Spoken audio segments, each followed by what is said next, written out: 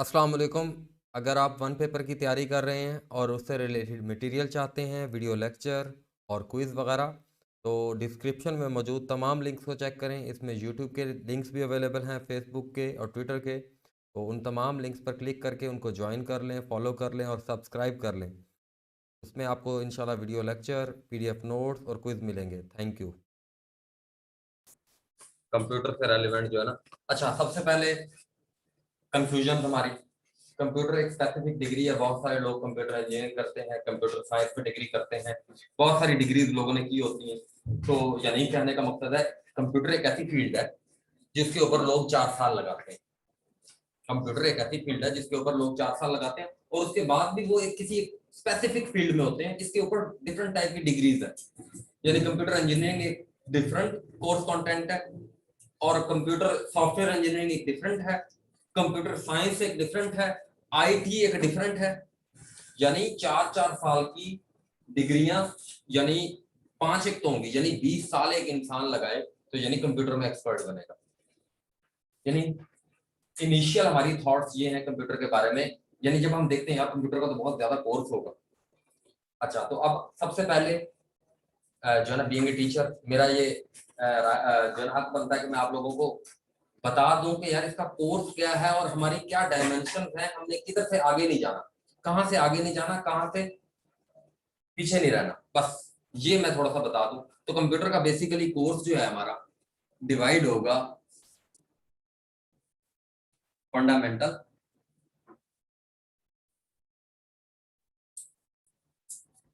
Fundamental, उसके बाद network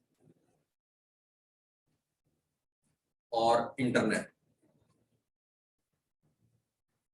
ठीक है जी, नेटवर्क और इंटरनेट। उसके बाद हमारे पास आ जाएगा एमएस ऑफिस। अच्छा, और एमएस ऑफिस और बस ये 3 चीजें वैसे मैं इसमें डिफाइन करूंगा कंप्यूटर को। ये 3 चीजों को मैं बुनियाद बनाकर डिफाइन करूंगा कंप्यूटर को। अच्छा, कंप्यूटर फंडामेंटल में आज हम कंप्लीट करने जा रहे हैं अपना लेक्चर, कंप्यूटर फंडामेंटल का पोर्शन। इससे आपको आइडिया होगा कि कोर्स किस तरीके से कंप्यूटर में कैरी करता है और किस तरीके से चीजें चलती है। लेकिन एक रोड मैप बता देते हैं। फंडामेंटल से मुराद ये है, पहले नंबर पर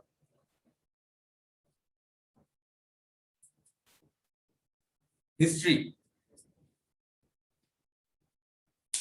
ये मैं ब्लू से लिख देता हूं क्योंकि आई होप के, आई थिंक कि आपको नजर नहीं आ रहा हो।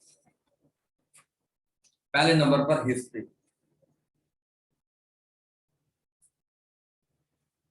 कि कंप्यूटर कब आया, क्या हुआ, कैसे हुआ, कि क्या सिस्टम बने। दूसरे नंबर पर हिस्ट्री के बाद आपके जो है उसमें जो जनरेशन,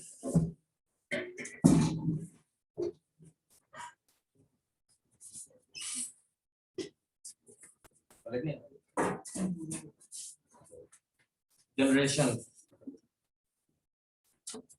अच्छा, तीसरे नंबर पर जनरेशन के बाद आपका जनरेशन के बाद आपका आ जाता है जी हार्डवेयर।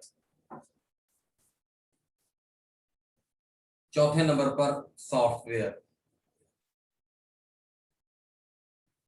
ठीक है जी, हार्डवेयर पार्ट आ जाता है इसमें, सॉफ्टवेयर पार्ट आ जाता है। और पांचवें नंबर पर आपके पास जो है एप्लीकेशंस। ये 5 चीजों के ऊपर जो है ना आपका जो है ना वो डिपेंड करेगी, यानी सारा। इसमें भी कैसे, हिस्ट्री से रेलिवेंट, ब्राउजर से रेलिवेंट,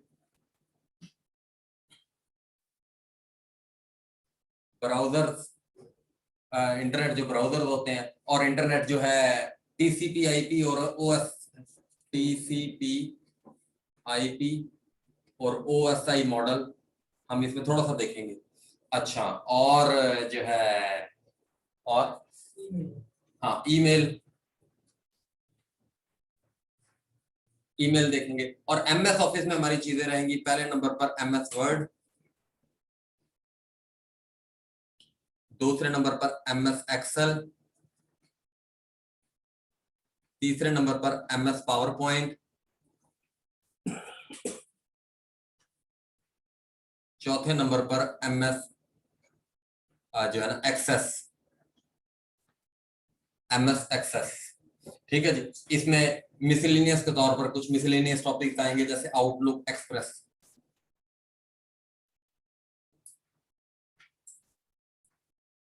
ठीक है जी। ये हमारा होगा कंप्यूटर का ओवरऑल जो है तरीकाकार कि हम कंप्यूटर को किस तरीके से लेंगे। तो आज इंशाल्लाह आपको ये चीज पता चल जाएगी कि जी, और ये जो हमारा कोर्स होगा इंशाल्लाह तहसीलदार के लिए भी इनफ रहेगा। तहसीलदार में जो 30% आपका कंप्यूटर आना है, 30 मार्क्स का, क्योंकि तहसीलदार का जो अगर आप सिलेबस देखें उसमें 30 मार्क्स जो है कंप्यूटर के हैं और 70% जीके है। और अगर हम सब इंस्पेक्टर में देखें तो 40% जो है आपका कंप्यूटर है और 40% जीके है, उसके लिए भी ये इनफ रहेगा जी। 40 इंग्लिश और 40 कंप्यूटर, उसके लिए भी इनफ रहेगा ये कंप्यूटर। और अगर फॉर एग्जांपल आप बात करें जर्नलाइज्ड प्रिपरेशन की, जो वन पेपर एग्जामिनेशन होती है, उसमें भी कभी 3, कभी 5 और कभी 7 नंबर आए होते हैं, तो उसके लिए भी ये इनफ रहेगा। तो कंप्यूटर की हम स्टार्ट करते हैं। तो ये आप जो है तस्वीर बनानी है तो तस्वीर बना सकते हैं।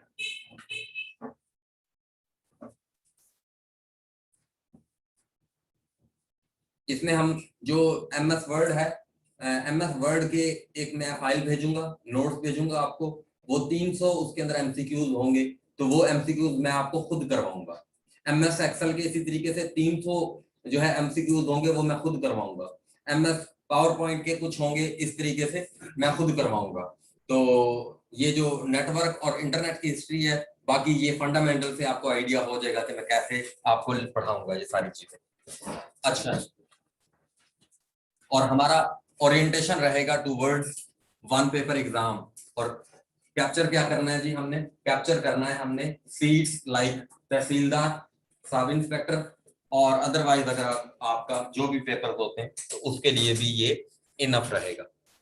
अच्छा, स्टार्ट करते हैं।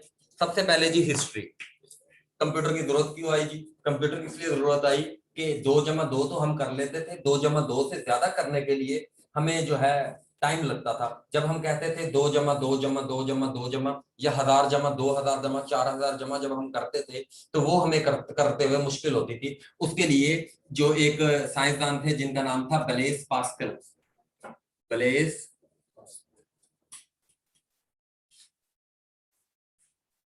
पास्कल, उन्होंने 1642 में पास्कलाइन मशीन दे दी।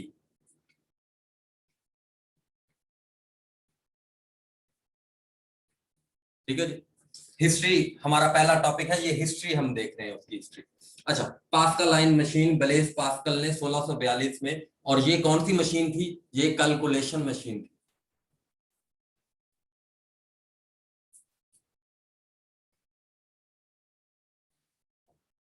ठीक है, ये कैलकुलेशन मशीन थी। अब ये पीपीएससी में इसमें से क्या आया हुआ है? 1 सवाल, 2 सवाल, 3 सवाल, 4 सवाल आए हुए हैं।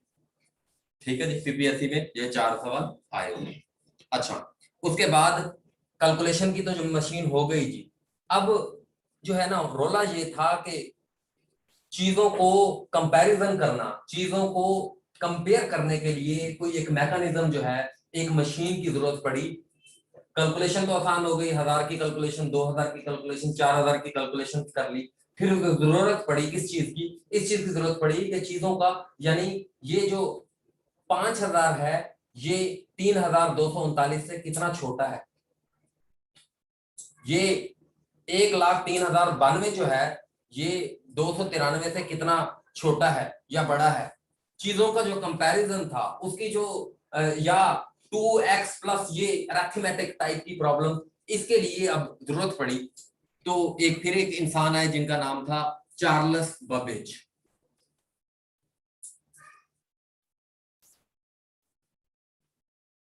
इनका ताल्लुक यूके से था, चार्ल्स बबेज का ताल्लुक यूके से था, और इन्हें फादर ऑफ कंप्यूटर कहते हैं।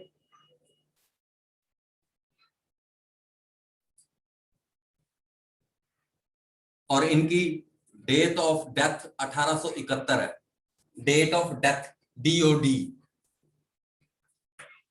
नॉट इंपॉर्टेंट, बट एक टाइम रेफरेंस आपके जहन में रखने के लिए मैंने जो है ये बात कर दी कि आपके जहन में रहे कि हम 1600 के बाद कहां पर पहुंच गए, तो 1871। और 1871 के ईयर को आप कैसे याद रख सकते हैं? 1871 ही वो साल है जब जर्मनी की, जो आज मॉडर्न डे जर्मनी है, उसकी यूनिफिकेशन की गई थी 1871 में, और इटली की यूनिफिकेशन भी 1871 में की थी। और जर्मनी की यूनिफिकेशन ओटो वन बिस्मार्क, उनके एक जो है मैन ऑफ जो है आयरन एंड ब्लड, उसे उन्हें कहा जाता है ओटो वन बिस्मार्क को। तो उन्होंने जो है ना पहली बार जो है ना क्या किया जी, ये चीज उन्होंने इंट्रोड्यूस की। ओटो वन चार्ल्स बबेज ने जो है फादर ऑफ कंप्यूटर, और इन्होंने क्या इन्वेंट किया जी? Analytical engine.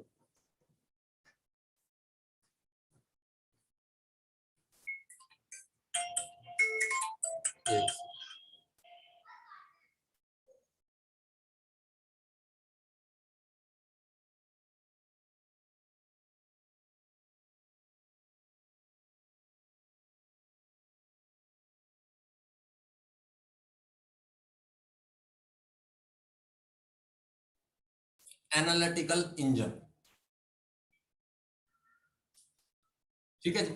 यानी एक मसला पेश आया, उस मसले के लिए एक आदमी आया, उस आदमी ने एक स्पेसिफिक ईयर में एक चीज बना दी। इसलिए कहते हैं necessity is mother of invention. Necessity is, जरूरत इजाद की माँ है। जरूरत पड़ी, एक बंदा आया, किसी मुल्क से ताल्लुक रखता था, उसने कोई चीज बना दी, ठीक है जी, चीजों के अंदर कंपैरिजन करने के लिए। और ये जो इंजन था, मैकेनिकल इंजन, ये मैकेनिकल था। एनालिटिकल इंजन जो था मैकेनिकल मशीन, ठीक है। एक सवाल आता है, कंप्यूटर कौन सी मशीन है? कंप्यूटर बेसिकली एक इलेक्ट्रॉनिक डिवाइसेस पर मुश्तमिल मशीन है, और इसमें इलेक्ट्रिकल सर्किट्स यूज होते हैं, इलेक्ट्रॉनिक सर्किट यूज होते हैं। लेकिन ये जो चार्ल्स बबेज साहब ने बनाया है, इसमें इस तरह की कोई चीज उस वक्त तक यूज नहीं हुई थी, ठीक है जी। कंप्यूटर तो ये है। तो इस तरह हमने देखा कि 1946 में अप्रैल में 1946 में एक इंसान आए, उनका नाम अब इंपॉर्टेंट नहीं है, ठीक है जी। उनका नाम वैसे आप लिख लो कि वो न्यूमैन न्यूमैन ने क्या किया जी? न्यूमैन ने अप्रैल 1946 में एनियाक, ये फर्स्ट इलेक्ट्रॉनिक कंप्यूटर बना दिया जी। First,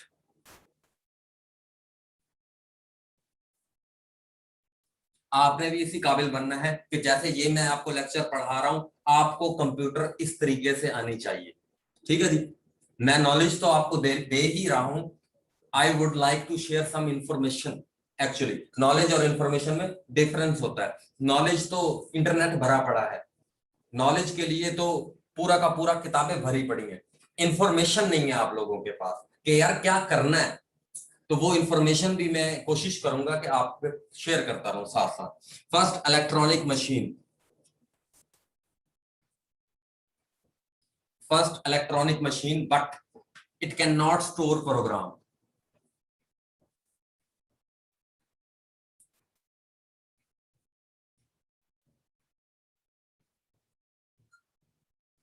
it can not store programme, ये प्रोग्राम स्टोर कॉन्सेप्ट के ऊपर नहीं बिल्ड था।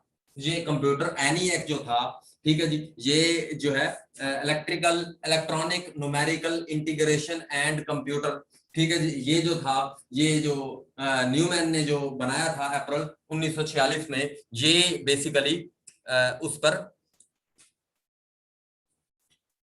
बेटा आपके भाई आपके ना नेट का प्रॉब्लम होगा, बाकी किसी को राइटिंग ब्लर नहीं शो हो रही, तो बाकी इसकी पिक्चर आ जाएगी आप लोगों के पास। अगर आपको भी ब्लर शो हो रही है किसी को, तो इसकी पिक्चर आ जाएगी, तो आपके लिए इजी हो जाएगी। अच्छा, अप्रैल 1946 में जो है आपका फर्स्ट इलेक्ट्रॉनिक कंप्यूटर आ गया। तो पीपीएससी में जो क्वेश्चन आता है कि कंप्यूटर क्या है?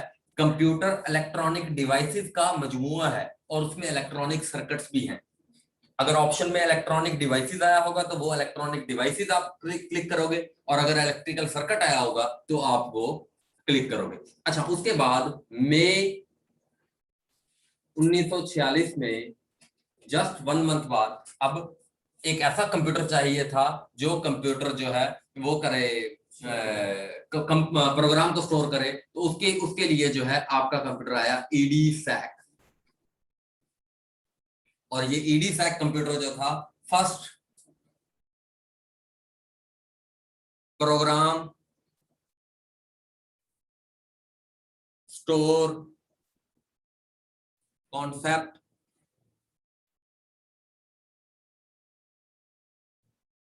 कंप्यूटर। अभी मैं एक रिसेंटली पेपर देकर आया हूं, जब मेरा लास्ट पेपर हुआ था, जब PPSC एक्टिव थी, पेपर था असिस्टेंट डायरेक्टर एंटी करप्शन का, एक सीट थी। तो उसके अंदर ये सवाल आया हुआ था कि EDSAC जो है बेसिकली वो कंप्यूटर है जो first programme store computer concept के ऊपर ने जो है वो बना है। उसके बाद ये दोनों कंप्यूटर जो है ये कहां पर बने जी? ये दोनों कंप्यूटर यूके में बने। ठीक है जी, ये दोनों कंप्यूटर कहां पर बने जी? यूके में बने। उसके बाद हम देखें तो आपके पास जो है जनरेशन आ जाती है। उसके बाद अब यहां से जनरेशन शुरू हो जाती है। तो हम फर्स्ट जनरेशन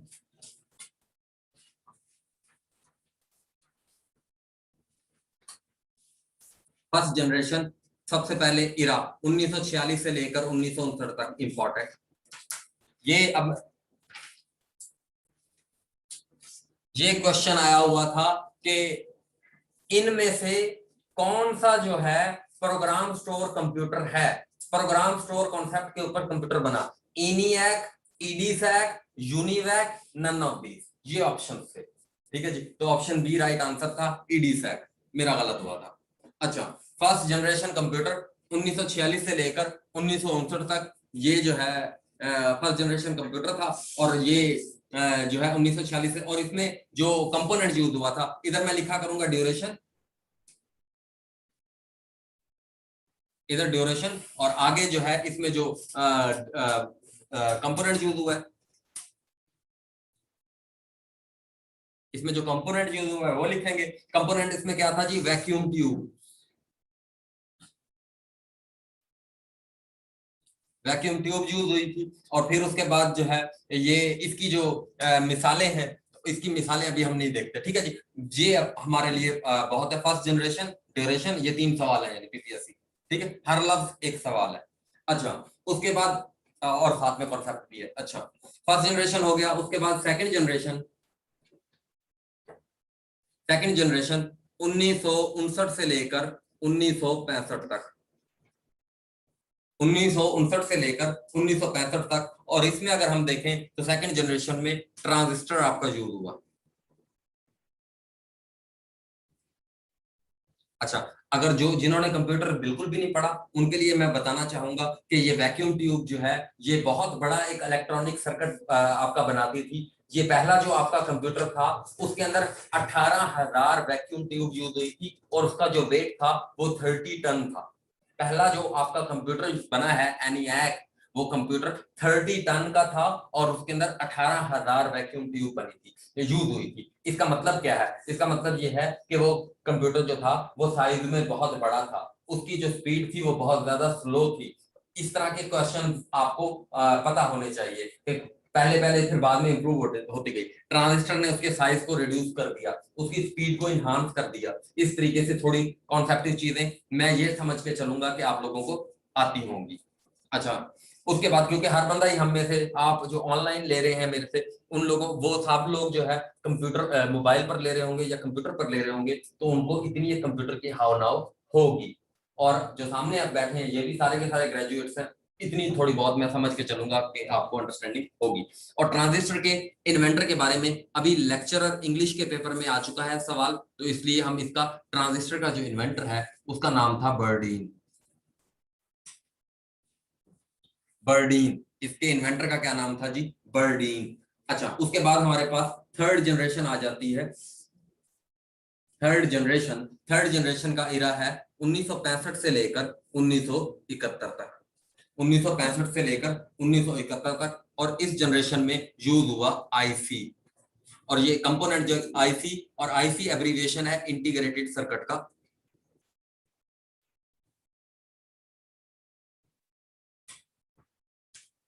और ये सिलिकॉन चिप से बना हुआ होता है, सिलिकॉन। ठीक है जी, यानी 3 सवाल ये आ गए, 1 2 3 सवाल।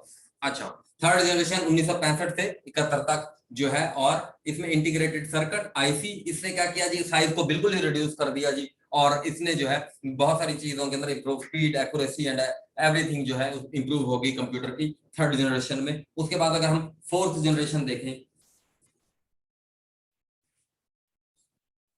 फोर्थ जनरेशन 1971 से लेकर 1980 तक, इस फोर्थ जनरेशन में आपका जो है very large scale integration, VLSI, VLSI. ठीक है जी, कंपोनेंट वही रहा, लेकिन इसमें थोड़ी सी टेक्नोलॉजी के अंदर एनहांसमेंट हुई, very large scale integration, VLSI, very large scale integration. ठीक है, अभी भी आपको पता है आपके कंप्यूटर में क्या चीज यूज होती है जी, आपके कंप्यूटर में आईसीज यूज होते हैं। ठीक है जी, लेकिन अब उसके अंदर जो है उनकी टेक्नोलॉजी में जो इंप्रूवमेंट्स आई हैं, उसकी बुनियाद पर टेक्नोलॉजी को डिवाइड किया गया। और हमारी फिफ्थ एंड द फाइनल जो लास्ट हमारी जनरेशन है, जो करंटली अब चल रही है, उसे कहते हैं फिफ्थ जनरेशन, फिफ्थ जनरेशन। और ये 1980 से लेकर ऑनवर्ड, 1900 अल्ट्रा इसमें आती है, ये वेरी लार्ज स्केल है, अल्ट्रा इसमें आती है। हाँ, सॉरी सॉरी सॉरी, मेरे जहन से निकल गया, माइक्रो प्रोसेसर भी इसमें आ गया था, उसके साथ माइक्रो प्रोसेसर कंपोनेंट के तौर पर माइक्रो प्रोसेसर भी यूज हुआ है, सॉरी। ठीक है वकास भाई, वो अल्ट्रा लार्ज स्केल फिफ्थ में है। हाँ, इसमें माइक्रो प्रोसेसर भी यूज हुआ है फोर्थ में। ठीक है जी, कंपोनेंट क्या हुआ, इंटीग्रेटेड सर्किट के साथ उसकी स्पीड को एनहांस करने के लिए माइक्रो प्रोसेसर भी इस्तेमाल हुआ। ठीक है जी, और ये सवाल है पीपीएससी का।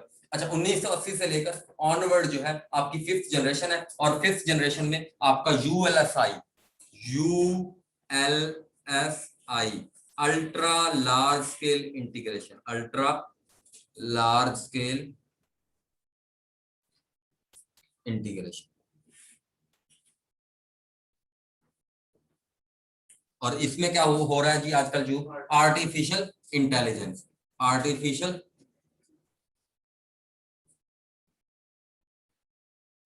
Intelligence, artificial intelligence.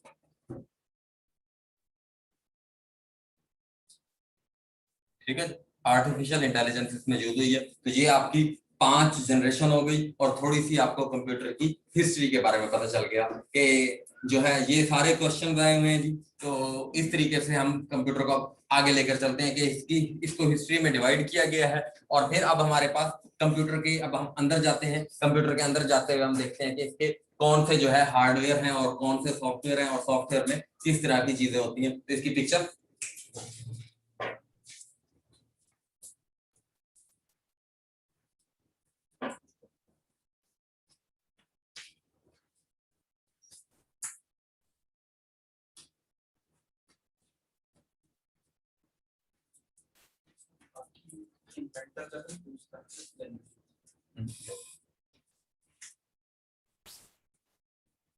जो पूछ रहा है वो हर क्वेश्चन मैंने ऐड कर दिया, जो भी क्वेश्चन आए हुए हैं उसको थोड़ा सा हल्का सा बाहर जाने की कोशिश भी नहीं की मैंने, बस हल्का फुल्का जो आपको मुंह से बता रहा हूँ वो उसका एक्स्ट्रा इन्फॉर्मेशन है।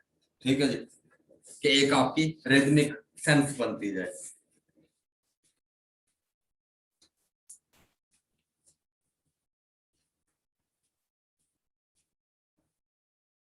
अच्छा जी, अब हम कंप्यूटर के थोड़ा सा अंदर की तरफ जाते हैं। तो कंप्यूटर में जी हमारा बेसिकली ये 5 जनरेशन है, कंप्यूटर को डिवाइड किया गया, और हमने देखा कि किस तरीके से। अब हम कंप्यूटर की थोड़ी सी डिस्कस कर लेते हैं हार्डवेयर और सॉफ्टवेयर को। एक होता है आपके पास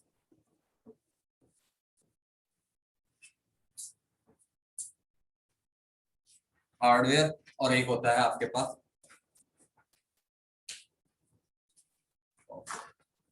अच्छा। हार्डवेयर और सॉफ्टवेयर को जानने से पहले जी हार्डवेयर और सॉफ्टवेयर बनाने वाले जो हैं उनको थोड़ा सा हम देख लेते हैं। तो हमारे पास वो दो हैं, IBM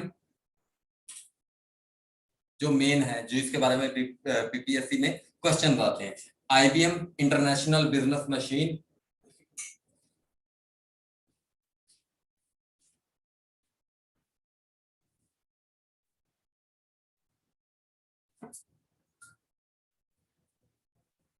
international IBM international business machine, और ये 1911 में बना है। नॉट इंपॉर्टेंट, कोई याद करना चाहता है तो कर ले।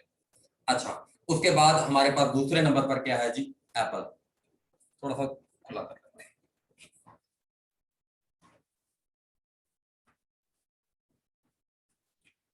उसके बाद हमारे पास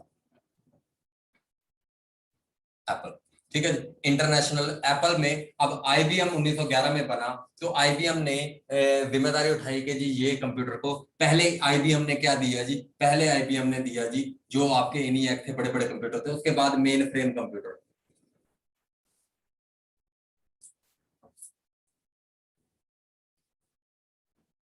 मेन फ्रेम कंप्यूटर। और ये मेन फ्रेम कंप्यूटर क्या करता था, बेसिकली मेन फ्रेम कंप्यूटर ये सुपर कंप्यूटर से थोड़ा सा जो है वो लो होता है। ये सर्वर वगैरह को डील करने के लिए एज ए सर्वर जो है ना ये यूटिलाइज होते हैं। मेन फ्रेम कंप्यूटर जो है वो आप इसको कह सकते हो कि ये यानी पर्सनल कंप्यूटर से थोड़ा सा ऊपर है। पर्सनल कंप्यूटर आपको बता देता हूँ, personal computer PC, personal computer जो है, पीसी किस चीज का एब्रिविएशन है जी, पर्सनल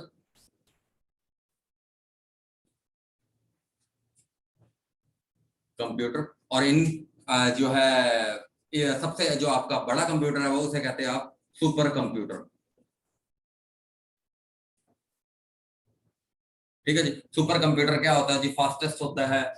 और इन दोनों पीसी और सुपर कंप्यूटर के दरमियान का कंप्यूटर क्या है, इसकी स्पीड इन दोनों के दरमियानी होती है। और ये बेसिकली अगर सवाल आएगा तो आप ये मेन फ्रेम कंप्यूटर किस तौर पर यूज होते हैं, तो आप क्या लिखोगे जी, सर्वर्स के तौर पर यूज होते हैं जी,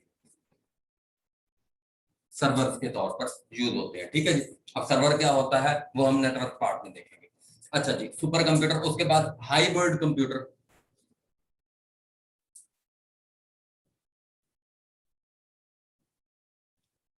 it resembles both analog and digital computer. It resembles both, it resembles both analog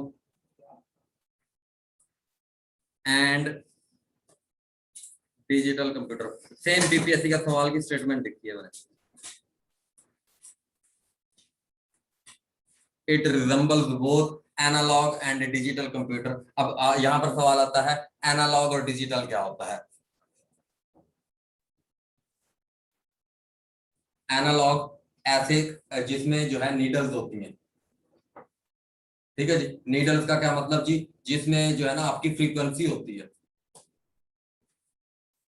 जैसे आपकी घर का क्लॉक होता है और जिसमें सुइयां होती हैं, ठीक है जी। यानी नंबर्स में आपको आउटपुट शो ना करे, बल्कि जो है आपको क्या करे जी, आउटपुट किस तरीके से शो करे जी, अपनी सुइयों के जरिए से या फ्रीक्वेंसी के जरिए से या रिपल्स के जरिए से या वाइब्रेशन के जरिए से, उसको क्या कहते हो जी आप, एनालॉग। और डिजिटल आपका क्या होता है जी,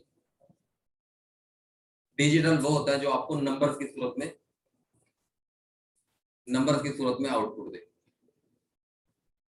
ठीक है जी। और ये हाइब्रिड कंप्यूटर में ये दोनों चीजें जो है वो आपकी यूज होती हैं। जो हमारे ये ऊपर वाले कंप्यूटर हैं ये तो आपके सिर्फ और सिर्फ डिजिटल कंप्यूटर होते हैं। ये हाइब्रिड कंप्यूटर एक स्पेशल टाइप का कंप्यूटर है जो कि it resembles both analog and digital computer. अगर हम इसमें बात करें कि इसकी जो है इसके, अब ये कंप्यूटर जो है इसको चलाने के लिए आपको जो है ना कोई चीज चाहिए कि, यानी अब ये हम विंडो चला देते हैं, विंडो में चीजें आ जाती हैं, जो कैसे है जी। तो इसके लिए जो है सबसे पहले आया डॉस। कौन सा सिस्टम आया जी, DOS, MS DOS. MS DOS क्या है जी, माइक्रोसॉफ्ट ने एक प्रोडक्ट बनाया 1981 में जिसे कहते हैं डॉस, डिस्क ऑपरेटिंग सिस्टम,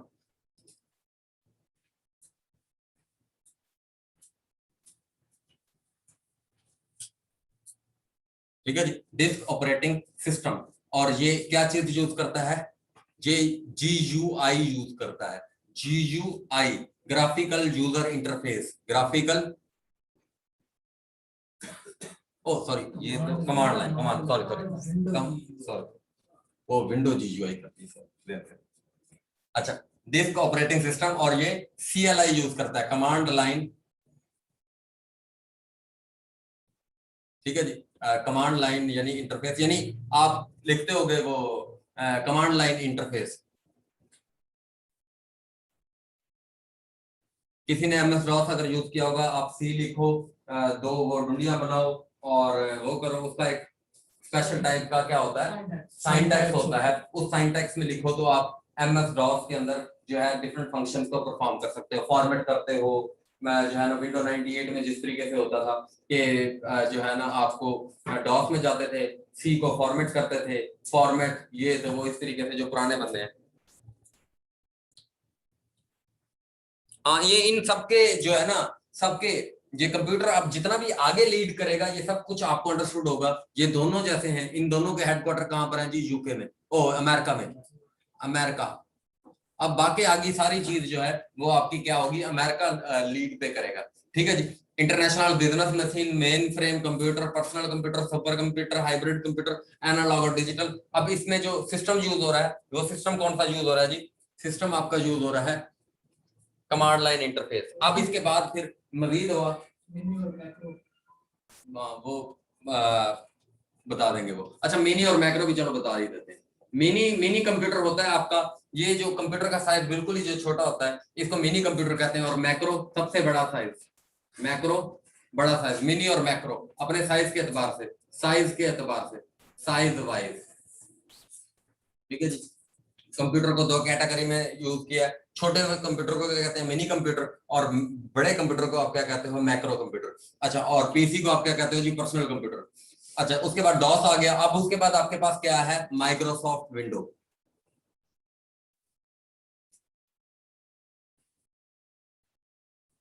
अच्छा, माइक्रोसॉफ्ट विंडोज जो है ये 1985 में फर्स्ट टाइम बनी थी, 1985 में। और किसने बनाई थी जी, बिल गेट्स, ठीक है जी, बिल गेट्स, जिसकी बीवी को अभी तलाक हो गई है, ठीक है जी, बेचारी तलाक याफ्ता हो गई है, और वो अब दर दर की ठोकरें खा रही है, ठीक है जी। हैं, खर्चा नहीं देता, मुझे फैशन के लिए कॉल आई हुई थी मलिंडा की, कहते हैं फैशन लेने मेरी नौकरी यूपीएससी से लगवा दो। मैंने कहा नहीं मैंने, अच्छा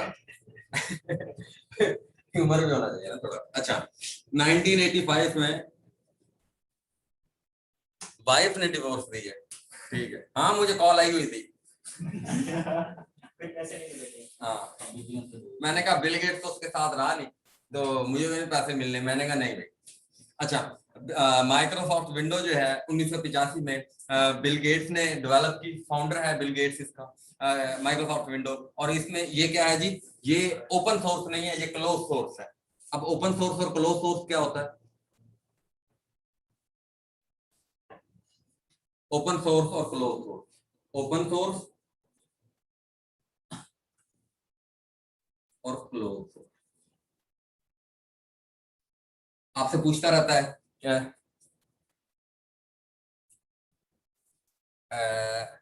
चेक करके फिर बताओ, जो बताना है तो फिर सही बताओ। हाँ, पॉल एलन, बिल गेट के साथ पॉल एलन भी था माइक्रोसॉफ्ट विंडो बनाने वाला, पॉल एलन, माइक्रोसॉफ्ट के पॉल एलन, बाकी भी पैसे में भी आता है, ठीक है जी, Bill Gates and Paul Allen. और क्लोज सोर्स और ओपन सोर्स अभी मैं बताता हूँ आपको।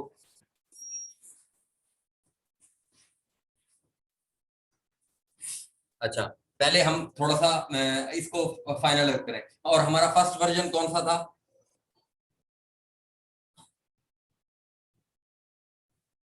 विंडो NT, ठीक है जी। उसके बाद आप मशहूर मशहूर याद रख लो, दूसरे नंबर पर तो हम सब ने ही देखा हुआ है जी, विंडोज 98, हाँ 95, चलो 98, और उसके बाद 2000, विंडो 2000, और उसके बाद जो है XP, उसके बाद विस्टा, उसके बाद 7, ठीक है जी, फिर 8, फिर 9, और फिर 10, अब आजकल 11। आ गई 11? 9 और 11 विंडो 9 भी नहीं है, 10 के बाद कुछ नहीं है। 10 के बाद कुछ भी नहीं आएगा। अच्छा जी, ये आपकी विंडोज है। अब इसके बारे में कुछ क्वेश्चन पूछता है, वो हम बाद में डिस्कस करेंगे, पहले अपना ओवरऑल चीजों को देख लें। अच्छा, उसके बाद दूसरे नंबर पर हमने क्या चीज बताई है जी? एप्पल। इसका जो कंपेटिटर है वो कौन है जी? एप्पल। कंपेटिटर क्या, एप्पल तो बहुत बार की चीज है, जो जनरल बात है। अच्छा, उसके बाद अब जो एप्पल है, एप्पल ऑपरेटिंग सिस्टम कौन सा यूज करता है? एप्पल का सबसे पहले हम फाउंडर देख लेते हैं,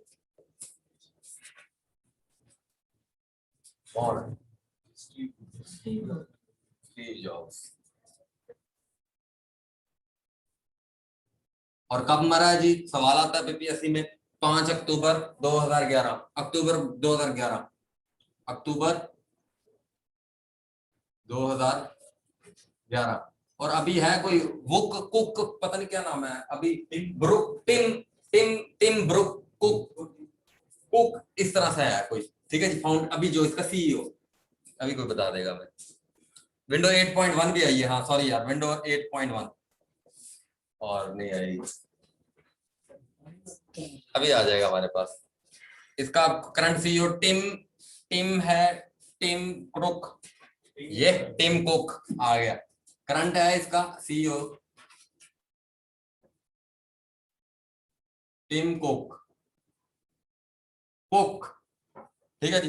अच्छा जी, अब एप्पल जो है, एप्पल ने भी अपने कंप्यूटर लाए हैं, और इनके कंप्यूटर कौन से हैं जी? मैसिंटोश, मैसिंटोश। और ये ऑपरेटिंग सिस्टम कौन सा यूज करते हैं? यूनिक्स, ठीक है जी, यूनिक्स। और ये सारी की सारी जो आपके जो है, अब देखें ये होते हैं ओपन सोर्स। अब मैं बताऊंगा कि ओपन सोर्स और क्लोज सोर्स क्या होता है। ओपन सोर्स जो है वो होता है, यानी अब आप जो है यूनिक्स की देखो ऑपरेटिंग सिस्टम जो है, उसमें जो उसका सोर्स कोड है ना, वो आप भी एडिट कर सकते हो। यूनिक्स में क्या होता है? यूनिक्स जो ऑपरेटिंग सिस्टम है, जो कि ओपन सोर्स जो है ऑपरेटिंग सिस्टम है, ओपन सोर्स, और इसे ओएस लिखते हैं। इसके कोड को आप भी एडिट कर सकते हो, लेकिन माइक्रोसॉफ्ट को के कोड को आप एडिट नहीं कर सकते, सिर्फ और सिर्फ कंपनी एडिट कर सकते हैं। सोर्स कोड एडिटेड बाय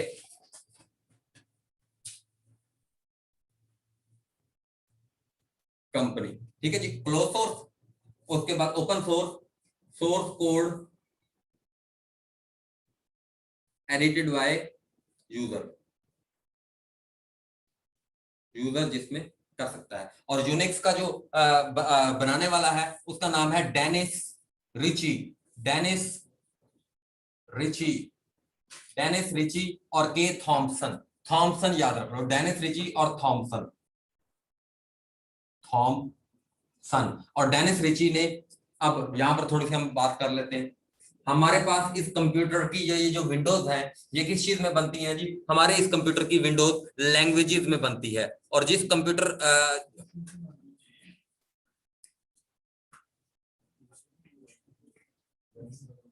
अच्छा है, हाँ नहीं, मैसिंटोश कंप्यूटर है, और उसका ऑपरेटिंग सिस्टम कौन सा है जी? यूनिक्स, ठीक है जी। और एक लिनक्स भी ओपन सोर्स, जिस जो हैकर वगैरह यूज करते हैं, लिनक्स, लिनक्स जिसका फाउंडर है लिनस टोरवाल्ड, लिनस टोरवाल्ड अभी आया हुआ था, लिनस टोरवाल्ड, लिनस टोरवाल्ड, इसका फाउंडर कौन है लिनक्स का? और ये भी क्या है जी? Open source, open source Linux Torvald. अच्छा, अब मैं क्या कह रहा था, हाँ लैंग्वेजेस, डेनिस रिची नाम है, डेनिस रिची नाम है, जो कि सी लैंग्वेज का भी फाउंडर है। सी लैंग्वेज का फाउंडर कौन है? Dennis Ritchie. सी लैंग्वेज का फाउंडर कौन है? Dennis Ritchie. सी लैंग्वेज का अभी आया हुआ था सवाल बीपीएससी में, यानी लास्ट में जो आए पेपर 2020 के पेपरों में जो क्वेश्चन आए होते हैं ना, वो हमारे लिए बहुत ज्यादा इंपॉर्टेंट होते हैं। क्यों? क्योंकि अभी डाटा बैंक जैसे क्वेश्चन उठाता है ना, तो वो जिसने उसने अभी जो उठाए होते हैं वो उनको ही शफल बफल करता रहता है। यानी आप देखोगे कि आप में से किसी ना किसी के पेपर में ये सवाल आया पड़ा होगा, ठीक है जी, सी लैंग्वेज वाला भी आया पड़ा होगा, या ये यूनिक्स वाला आया पड़ा होगा, ठीक है जी, या टिम बर्नर ली जो है वो बहुत इंपॉर्टेंट है, तो उनके बारे में कुछ ना कुछ क्वेश्चन आए होते हैं इस तरीके से। अच्छा, ये जो विंडोज हैं, हम इंसान हैं, हमारी एक लैंग्वेज है, एक कंप्यूटर जो होता है उसकी भी एक लैंग्वेज होती है, और कंप्यूटर की लैंग्वेज को हम क्या कहते हैं जी, मशीन लैंग्वेज। कंप्यूटर की लैंग्वेज को आप क्या कहते हो, मशीन लैंग्वेज।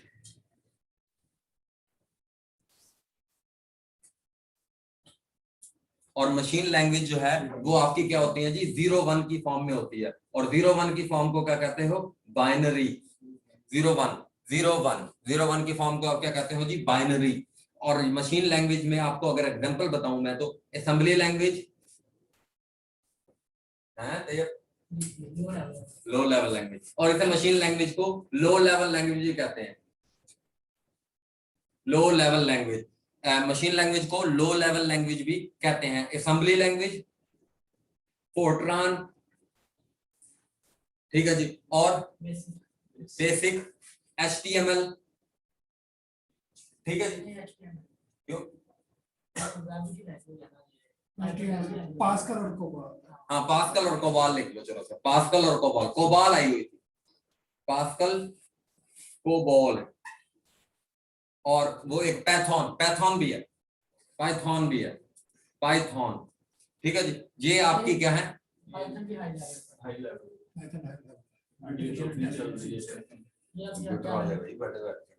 गलती की गुंजाइश ही नहीं है, ये काफी।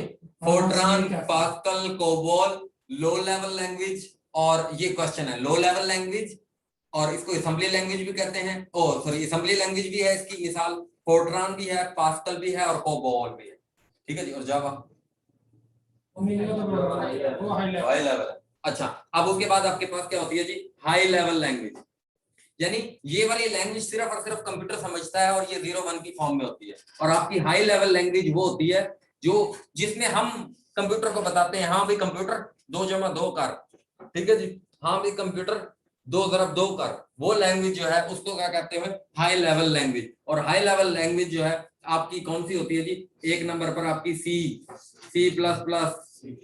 ठीक है जी, ना C# नहीं। अच्छा, उसके बाद जावा और पाइथन नहीं, हाँ चलो पाइथन ले लो, पाइथन, और अभी HTML,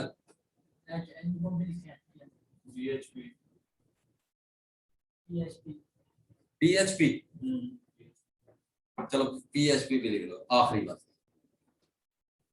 ठीक है जी, PHP, HTML, जावा, पाइथन, C और C++, ठीक है जी।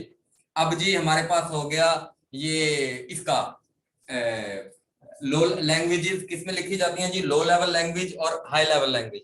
अब जो लो लेवल लैंग्वेज होती है आपकी किसमें होती है जी, बाइनरी में, 0 और 1 की फॉर्म में।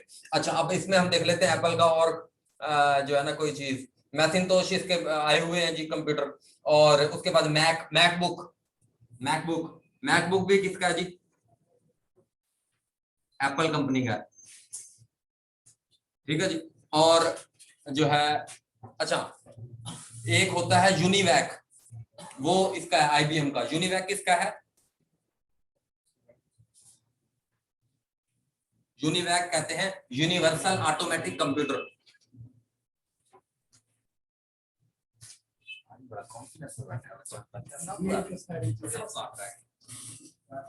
यूनिवर्सल ऑटोमेटिक कंप्यूटर,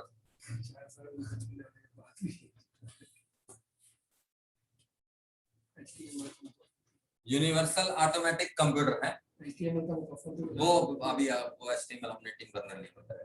अच्छा जी, मैकबुक, ये यूनिवर्सल ऑटोमेटिक कंप्यूटर ये फर्स्ट जनरेशन 1959 में आया है, फर्स्ट जनरेशन का लास्ट मॉडल है, बाद लोग इसे सेकंड जनरेशन का फर्स्ट मॉडल भी कहते हैं, ठीक है, ठीक है, फर्स्ट जनरेशन सेकंड जनरेशन का फर्स्ट मॉडल भी कहते हैं यूनिवैक को, ठीक है।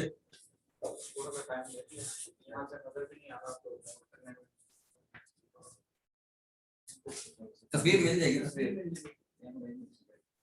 चलो कल से क्या थोड़ा सा इधर कर दीजिए, हाँ चलो अब नमाज में देखना करते हैं, हार्डवेयर की टाइप चल रही है, हाँ यानी ये सारे सवाल चल रहे हैं, सवाल है सारे के सारे, लेकिन यानी कहने हमने क्या पढ़ा पहले हमने ये पढ़ा कि जी कंप्यूटर की पहले बेसिक क्या थी। कंप्यूटर जी आया, हमने देखा कि सबसे पहले पास्कल आया, एक कैलकुलेशन मशीन आई, ठीक है जी, ब्लेस पास्कल ने 1642 में बनाई। उसके बाद हमने देखा कि वो जो है सिर्फ और सिर्फ कैलकुलेट कर सकती थी, कुछ और नहीं कर सकती थी। फिर कंपैरिजन के लिए जो है एनालिटिकल इंजन की जरूरत पड़ी, जो कि एनालिटिकल इंजन जो है father of computer Charles Babbage, ठीक है जी, चार्ल्स बबेज और एलन बेरी ने मिलकर एक कंप्यूटर भी बनाया था जिसे कहते थे एबीसी कंप्यूटर, ठीक है जी।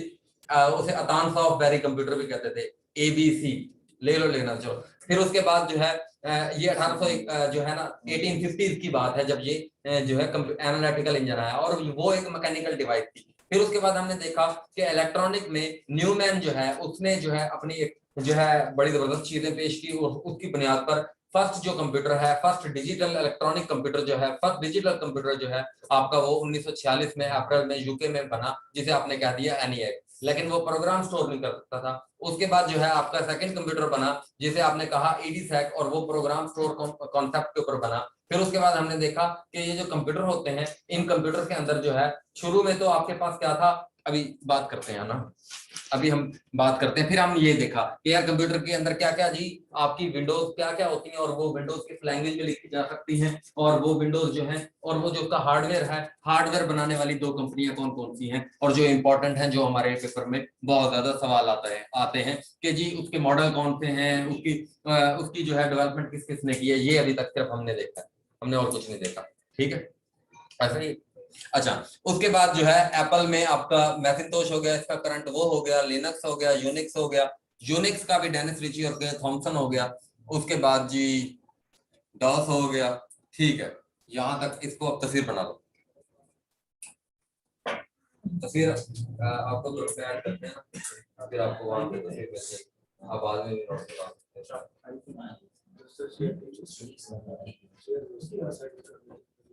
आप भी नमाज पढ़ रहे हो बस।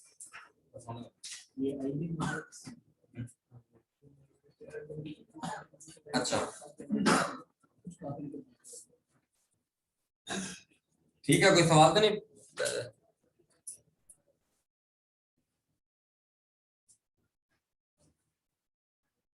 अतान फर्स्ट डिजिटल कंप्यूटर, हाँ फर्स्ट डिजिटल कंप्यूटर के बारे में भी आता है, वो अतान फर्स्ट बेरी कंप्यूटर, ये लिख देते हैं यहाँ पर, फर्स्ट लिख देते हैं, फर्स्ट भेजी तो नहीं, फर्स्ट डिजिटल कंप्यूटर किसने बनाया, फादर ऑफ डिजिटल कंप्यूटर ने, फादर ऑफ डिजिटल कंप्यूटर, सवाल है कौन जी, अतान सॉफ, अतान सॉफ, ठीक है जी। फादर ऑफ डिजिटल कंप्यूटर जो है वो आपका कौन है जी, अतान सॉफ, और अतान सॉफ और बेरी ने मिलकर, प्लस बेरी ने मिलकर एबीसी कंप्यूटर कहते हैं उसको, एबीसी कंप्यूटर, ठीक है। अब बना लो जी चलो हमारी जगह भी यूटिलाइज हो गई, एबीसी कंप्यूटर। हाँ, और ये जो है यूएसए से है,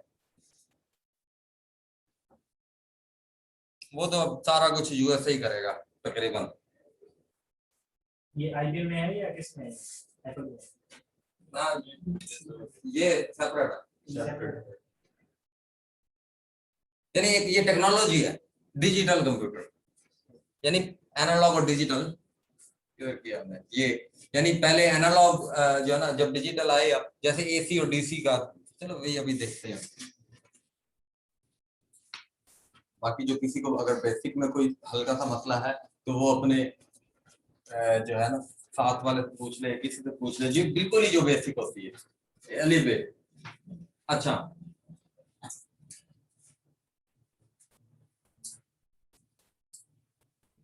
तो मैं बता दूंगा।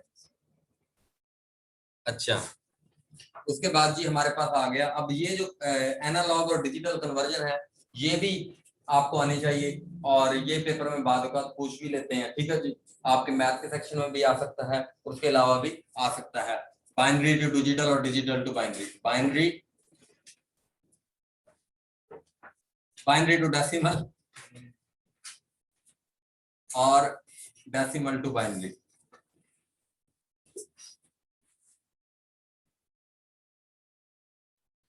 ठीक है, ये कन्वर्जन जो है, अब मैं इसको थोड़ा सा बस कंप्रिहेंसिवली बताऊंगा आपको, और जिसको अगर फॉर एग्जाम्पल कोई नहीं आती तो वो फिर इसके ऊपर थोड़ी सी मेहनत करेगा, लेकिन मैं कोशिश करूंगा बहुत अच्छे तरीके से बताऊंगा। अच्छा, बाइनरी मैंने जैसे आपको बता दिया कि 0 1 को कहते हैं, ठीक है जी। मैं यहाँ पर लिख दिया मैंने 1 1 1 0 0 0 1 1, ये क्या है जी, एक बाइनरी की कोडिंग है, ठीक है जी। ये इसकी पावर क्या होती है जी, बाइनरी में पावर क्या होती है, 2। ये भी क्वेश्चन है जी बीपीएससी का, बाइनरी की पावर कितनी होती है जी, 2। और इसको अब डेसिमल में कन्वर्ट करने का क्या तरीका होता है जी, 1 multiply by 2 plus 1 multiply by 2 plus 1 multiply by 2 plus 0 multiply by 2 plus 0 multiply by 2 plus 0 multiply by 2, यानी जो है ना उन सबको 2 2 से मल्टीप्लाई कर दो, प्लस जो है 1 multiply by 2 plus 1 multiply by 2, ठीक है जी। एक तो ये हो गया ना, और यहां से फिर लगाना शुरू करो 0 1 2 3 4 5 6 7, ठीक है जी। 0 से पावर देना शुरू करो, सबको 2 से मल्टीप्लाई कर दो, फिर यहां से 0 से पावर देना शुरू करो और एंड तक जितनी भी हैं उनको पावर दे दो। अब 2 की पावर 0, किसी भी चीज की पावर जो 0 है वो किसके बराबर होती है, 1 के बराबर होती है, 1 के बराबर होती है। किसी भी चीज की पावर 0 जो है वो 1 के बराबर होती है, और 1 2 की पावर 0 1 के बराबर हो गई, ठीक है जी। 1 मल्टीप्लाई बाय 1 प्लस उसके बाद 2 की पावर 1 2, ठीक है जी। उसके बाद 0 जिससे भी मल्टीप्लाई होगा वो 0 कर देगा उसको, तो ये तीनों आपके क्या हो जाएंगे, 0 हो जाएंगे, ठीक है जी। उसके बाद अगर हम देखें प्लस 2 की पावर 5, ये 32 के बराबर होती है जी, ठीक है जी। 2 की पावर 6 64 के बराबर होती है, और 2 की पावर 7 जो है 128 के बराबर होती है। तो ये हमारे पास टोटल जो है वो कितना बन जाएगा, 128 जमा 64 जमा 32, 128 और 64 आपके पास हो गया, टोटल कितने बंदे सारे, पक्की बात है। ये टोटल बन गया जी 227, और अब ये 227 की पावर क्या आ जाएगी, ये डेसिमल में कन्वर्ट हो गया, कैलकुलेट कर लो, ठीक है जी। 2 और 1 3 3 32 और 3 35, 227 हो गया जी, ठीक है जी। है ये लो 1 मल्टीप्लाई बाय 1 1 1 1 मल्टीप्लाई बाय 1 1, 227 की पावर 10 आ गया। अब इस 227 को मैंने दोबारा कन्वर्ट करना है किसमें जी, बाइनरी में। तो उसका तरीका क्या क्या होता है जी, सादा 1 2 4 8 16 32 64 128 256 लिखना ले लो, ठीक है जी 128। अब मैंने इसको करना है, ये किस चीज से मिलकर बना है, ये इस चीज से मिलकर बना है पूरा रकम, ठीक है जी। ये 227 इससे मिलकर बना है, तो जहां जहां पर ये है ना वहां पर 1 लिख दो। 128 है 1, 64 है 1, 32 है 1, और 2 है 1, और 1 है 1, ठीक है जी। और बाकी इनके दरमियान में जो भी कोई आ जाए उधर क्या लिख दो, 0, ठीक है जी। तो ये आपके पास दोबारा क्या बन जाएगा, 111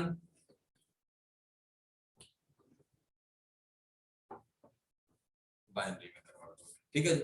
this is called binary to decimal और डेसिमल टू बाइनरी कन्वर्जन, ठीक है जी। तो आई होप आपको समझ आ गई होगी। 2-3 और इस तरह के आप लें, इसकी प्रैक्टिस करें तो आपको समझ आ जाएगी। आगे हैं डेसिमल से बाइनरी जब करेंगे ये तो वो हमारे पास बाइनरी था, हमने डेसिमल कर दिया, फिर डेसिमल से हमने बाइनरी कर दिया। अगर उसकी बाइनरी की वजह हमें डेसिमल दिया गया होता 227 जस्ट यही दिया होता, तो आपने यानी इसको कन्वर्ट करना है बाइनरी में, 227 दिया हो तो आप फिर इस तरीके से भी कर सकते हो, एलसीएम भी ले सकते हो 2 के साथ, उसका 2 के साथ एलसीएम भी ले सकते हो। 227 का एक तरीका ये भी होता है कि 2 से आप ले लो, 11 दूनी 22, 2 तिया 6 1, 2 5 10, ठीक है जी, 1 2 6 12 1, 27 दूनी 28 दूनी 56 0, 14 दूनी 28 0, ठीक है। 1 1 0 0 फिर वही आ जाता है, यानी आप एलसीएम के जरिए से भी दोबारा उसको बाइनरी में कन्वर्ट कर सकते हो। एलसीएम के जरिए से भी 227 को बाइनरी में लेकिन कर फिर देंगे। काउंट नीचे से करना है। हाँ नीचे से काउंट नीचे से करना है, काउंट नीचे से करना है वही आ जाएगा। जी। ठीक है जी, आप नीचे से जब काउंट करोगे 111 करना है तो कर लेते हैं अगर। डेसिमल में 0 से 9 और बाइनरी में 0। हाँ ये देखो जी 2 से 14 0, 2 3 6 1, 2 एकम 2 1 1। ठीक है जी, अब ये 1 1 1, ठीक है जी 3 1 आ गए, उसके बाद 3 0 3 0 फिर 2 1, वही आ गया, डन हो गया जी। अच्छा तो ये बाइनरी टू डेसिमल आपकी कन्वर्जन आपको आनी चाहिए। ठीक है जी, स्क्रीनशॉट इसका ले लो। आती होगी इंजीनियर साहब आओगा फिर मेरे ये जो 227 अब समझिए ये वाला 7 to 10 से जो ये वाला जो 32 16 डिस्कस करती है। हाँ ये आपने ऐसे ये दो यानी एक लिखकर दो के मल्टीपल लिखते जाना है। 2 दूनी 4 4 दूनी 8 8 दूनी 16 16 दूनी 32 32 दूनी 64 64 दूनी 128 28 128 दूनी 256 256 दूनी 512 512 दूनी 1024 1024 दूनी 2048 2048 दूनी 4096। इस तरीके से यानी आपको जो है वो आनी चाहिए। एक एक ये दो वाला उसका पूछने का मतलब ये 128 के नीचे मान लिखता था, 64 के नीचे मान। हाँ हाँ ये देखो ना, ये 128 है ना, ये 128 है, ये 64 है और ये 32 है, ये 3 है ना, इसलिए इनके नीचे 1 1 लिखा। 128 के नीचे लिखा, 32 के नीचे लिखा, फिर 2 था 2 के नीचे 1 लिखा, 1 था 1 के नीचे, यानी जो फिगर आपके पास ऊपर मौजूद आ जाए उसके नीचे सिर्फ आप जो है वो 1 लिखोगे। अगर हाइपोथेटिकली आपको ये नहीं दिया हुआ, आप फिर क्या करोगे, खुद से जहन से सोचोगे कि यार ये 227 किसका मल्टीपल होगा। ठीक है जी, अगर फॉर एग्जांपल नहीं दिया हुआ, आपको ये रकम नहीं दी हुई और आपने इस तरीके से नहीं किया, आपने डायरेक्ट उसको सोचना है, आप फिर उसको बनाओगे यार 128 पहले ये लिख लोगे, आपके पास जो नंबर अवेलेबल है वो आपको पता है, फिर उससे बन जाएगा। ठीक है, हाँ या ऐसे बना लो, ये ऐसे बना लो, ऐसे बना लो या ऐसे बना लो, जैसे भी आपका दिल करता है, तीनों तरीके। चलो आप ये तस्वीर बना ली 64, अच्छा बना लिया तो ठीक हो गया। अब जी हम चलते हैं जी, हमने उसके अंदर वो हो गया, अब हम देखते हैं हार्डवेयर को थोड़ा सा पहले ना, पहले हार्डवेयर। ठीक है जी, हार्डवेयर में आपके पास क्या होता है जी, हार्डवेयर में आपके पास होती हैं इनपुट डिवाइसेस और आउटपुट डिवाइसेस। ठीक है जी, तो पीपीएससी में बहुत सारी आई होती हैं इनपुट। इनपुट में आपका माउस, माउस आपकी क्या है, माउस एक पॉइंटिंग डिवाइस है।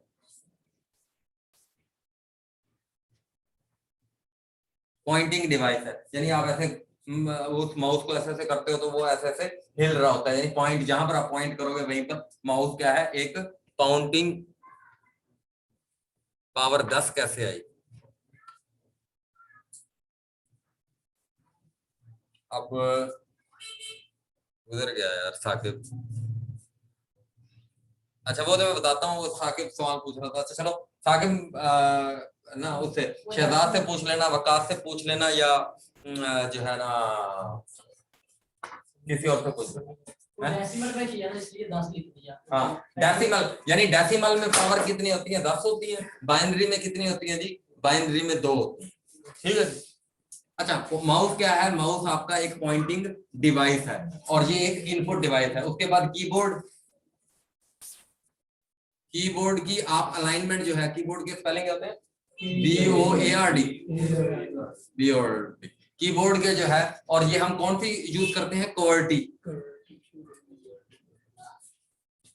QWERTY ये क्या है, आप अगर कीबोर्ड को देखोगे तो उसके ऊपर वाले जो 4 लफ्ज है, पहले Q है, फिर W है, फिर E है, फिर R है, फिर T है।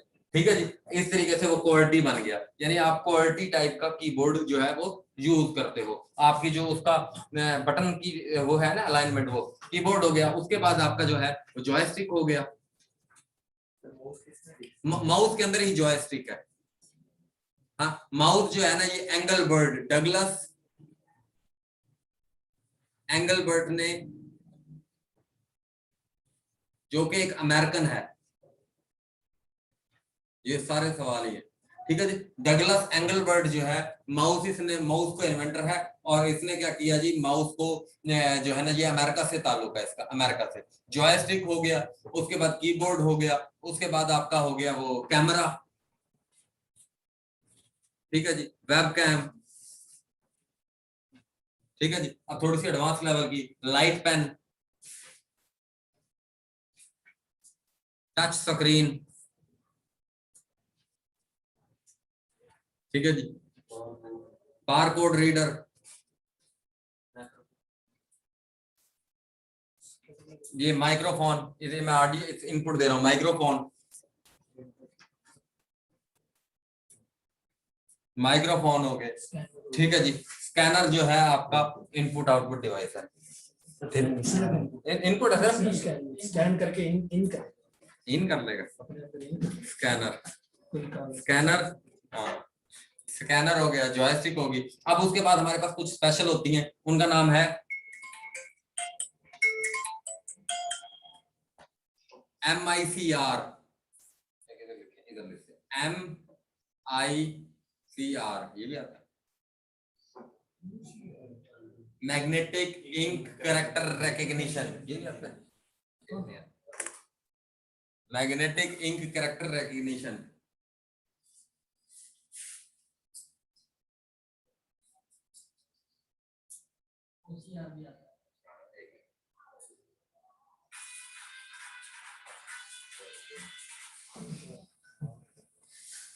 मैग्नेटिक इंक कैरेक्टर रिकग्निशन, और ये कहां पर इस्तेमाल होता है जी, बैंक चेक, ठीक है जी। कभी बैंक में चेक लेकर जाएं, कभी बैंक में आप चेक लेकर जाएं तो वो आपको चेक को एक मशीन में डालता है, वो चेक को रीड करता है, बैंक चेक्स में यूज होता है जी,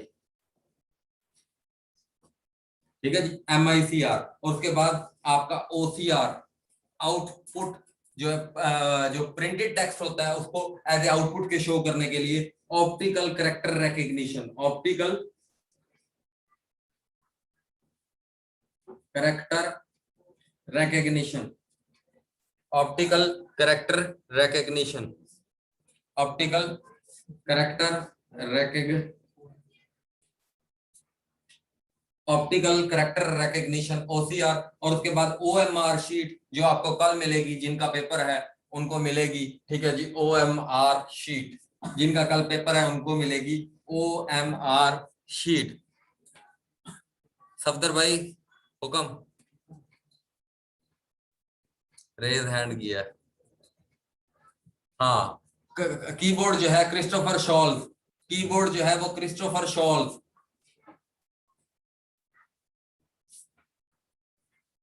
ये भी आया हुआ है, क्रिस्टोफर शॉल्स, अभी आया था बल्कि 2020 में, क्रिस्टोफर शॉल्स, क्रिस्टोफर शॉल्स जो है, OCR ऑप्टिकल कैरेक्टर रिकग्निशन। उसके बाद OMR आपके पास आ गई, OMR optical mark reader, optical mark reader, ये आपकी क्या है जी, ऑप्टिकल मार्क रीडर। ये आपकी एक, यानी आपकी वो जो शीट मिलती है आपको PPSC में, वो ऑप्टिकल मार्क रीडर है जो। अच्छा, कीबोर्ड हो गया, लाइट पेन हो गया, टच स्क्रीन हो गया, स्कैनर हो गया, कीबोर्ड हो गया, माउस हो गया, बारकोड हो गया, और वो फिंगरप्रिंट, क्या होता है, फिंगरप्रिंट, फिंगरप्रिंट,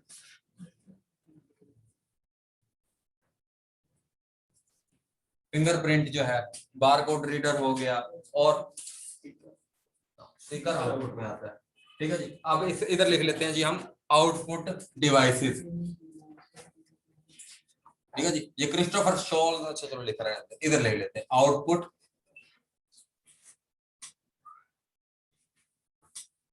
इनपुट डिवाइस होती क्या है, इनपुट डिवाइसेस जो आपके कंप्यूटर के पेरिफेरल से, मुश्किल टर्म बोल, अच्छा पेरिफेरल्स क्या होती है,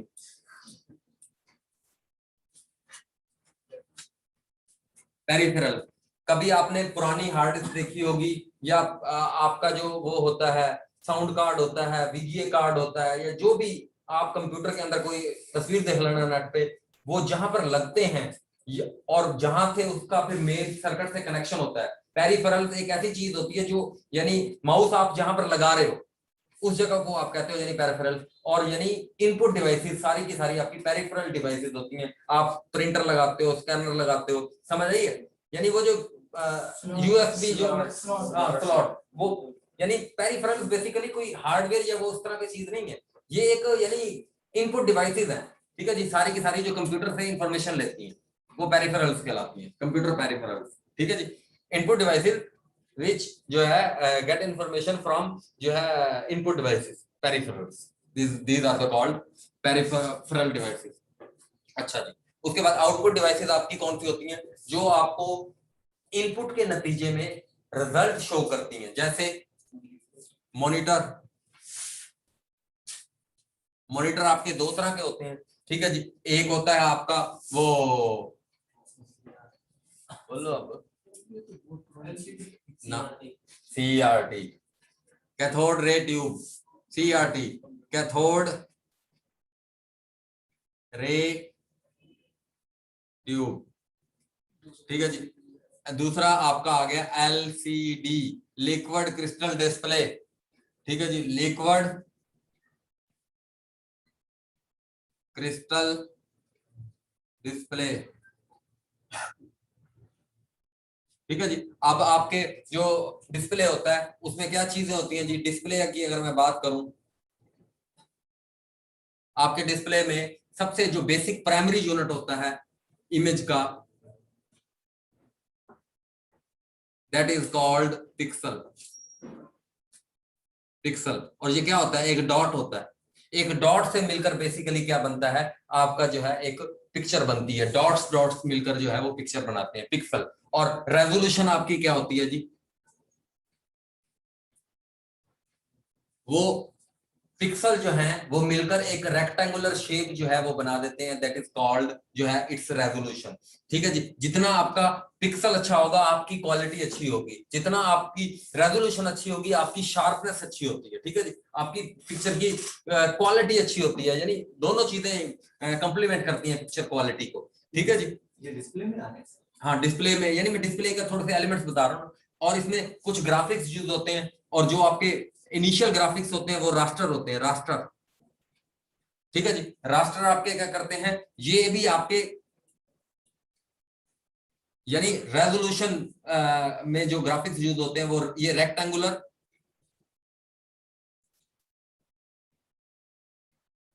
टाइप स्ट्रक्चर को क्रिएट करते हैं, रास्टर, ठीक है जी। और इसमें होता है एक वो जो है, जैसे आपका स्माइली आप बनाते हो, स्माइली में कौन सी चीज आपकी वो जो है यूज होती है जी, स्माइली में ये रास्टर और बिट मैप होते हैं, ठीक है जी। इसमें एक गिफ होती है, वो क्या कर रही होती है, गिफ एक साथ में वो भी कर रही होती है, एनिमेशन आपको शो कर रही होती है, दैट इज वो क्या कौन सी यूज करती है, वो बिट मैप ग्राफिक्स यूज करती है।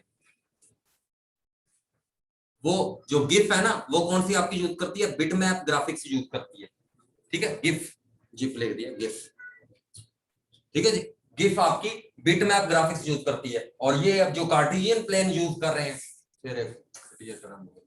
कार्टेशियन प्लेन, कार्टेशियन प्लेन ये कोऑर्डिनेट्स में एक्स वाई कोऑर्डिनेट्स जो होते हैं आपके, इसको this is called Cartesian plane, जो आपको कार्टेशियन प्लेन में जो डिफरेंट टाइप के स्ट्रक्चर दिखा सकते हैं, क्योंकि ये रास्टर ग्राफिक्स तो आपको एक स्पेसिफिक टाइप की स्ट्रक्चर दिखा सकते हैं, उसमें कोई आप इतनी बड़ी फनकारी नहीं मार सकते, उसमें इतना बड़ा कोई एटम नहीं पेश कर सकते आप, आपकी लिमिटेशन है रास्टर ग्राफिक्स में। बिट मैप में भी आपकी लिमिटेशन है, नो डाउट आप उसमें कोई हल्का फुल्का एटम पेश कर लेते हो, लेकिन अगर आपने मुकम्मल एटम पेश करना है तो उसको लिए आपको यूज करना पड़ेंगे वेक्टर ग्राफिक्स।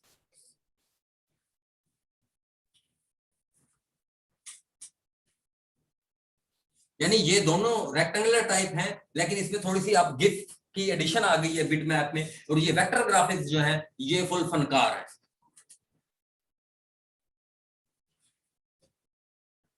ठीक है जी, ये फुल फनकार है। यानी कार्टेशियन प्लेन में आप यानी बोतल बनानी है, you need to use vector graphics, आपने मेरी शक्ल बनानी है, you need to use vector graphics, यानी मेरी शक्ल के लिए यानी 3 डायमेंशन में आपको कोई एटमें पेश करनी पड़ेगी मुख्तलिफ टाइप की, आपको वेक्टर ग्राफिक्स यूज करने ही करने पड़ेंगे, ठीक हो गया ना। वेक्टर ग्राफ ये समझ आ गई होगी ये क्या है और क्या क्यों है कैसे है, तो ये तीनों के मतलब सवाल आते हैं तो ये आपका समझ आ गई होगी। अच्छा ये उसमें डिस्प्ले में यूज होते हैं। और कंप्यूटर की अगर हम बात करें तो कंप्यूटर में आपका यूज होता है VGA, ठीक है जी। और ये VGA जो है ये आपका किस स्लॉट में लगता है, ये VGA कार्ड आपका लगता है AGP स्लॉट में, AGP स्लॉट, ठीक है जी। AGP स्लॉट में लगता है स्लॉट। VGA आपका कहां लगता है, और VGA एब्रिविएशन किस चीज का है, वीडियो ग्राफिक अरे। ये सारे PPSC का एक एक लफ्ज सवाल है, वीडियो ग्राफिक अरे।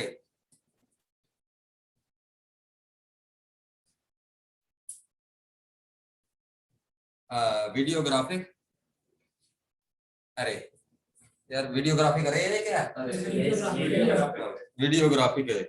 अच्छा वो ना वीडियो को बदलता है, विजुअल वीडियो बड़ा कंफ्यूज करता है, विर्चुअल नन्नो इस तरह की चवले मारता है, तो ये वीडियो होता है। सर डिस्प्ले का बता रहे हैं आप सर?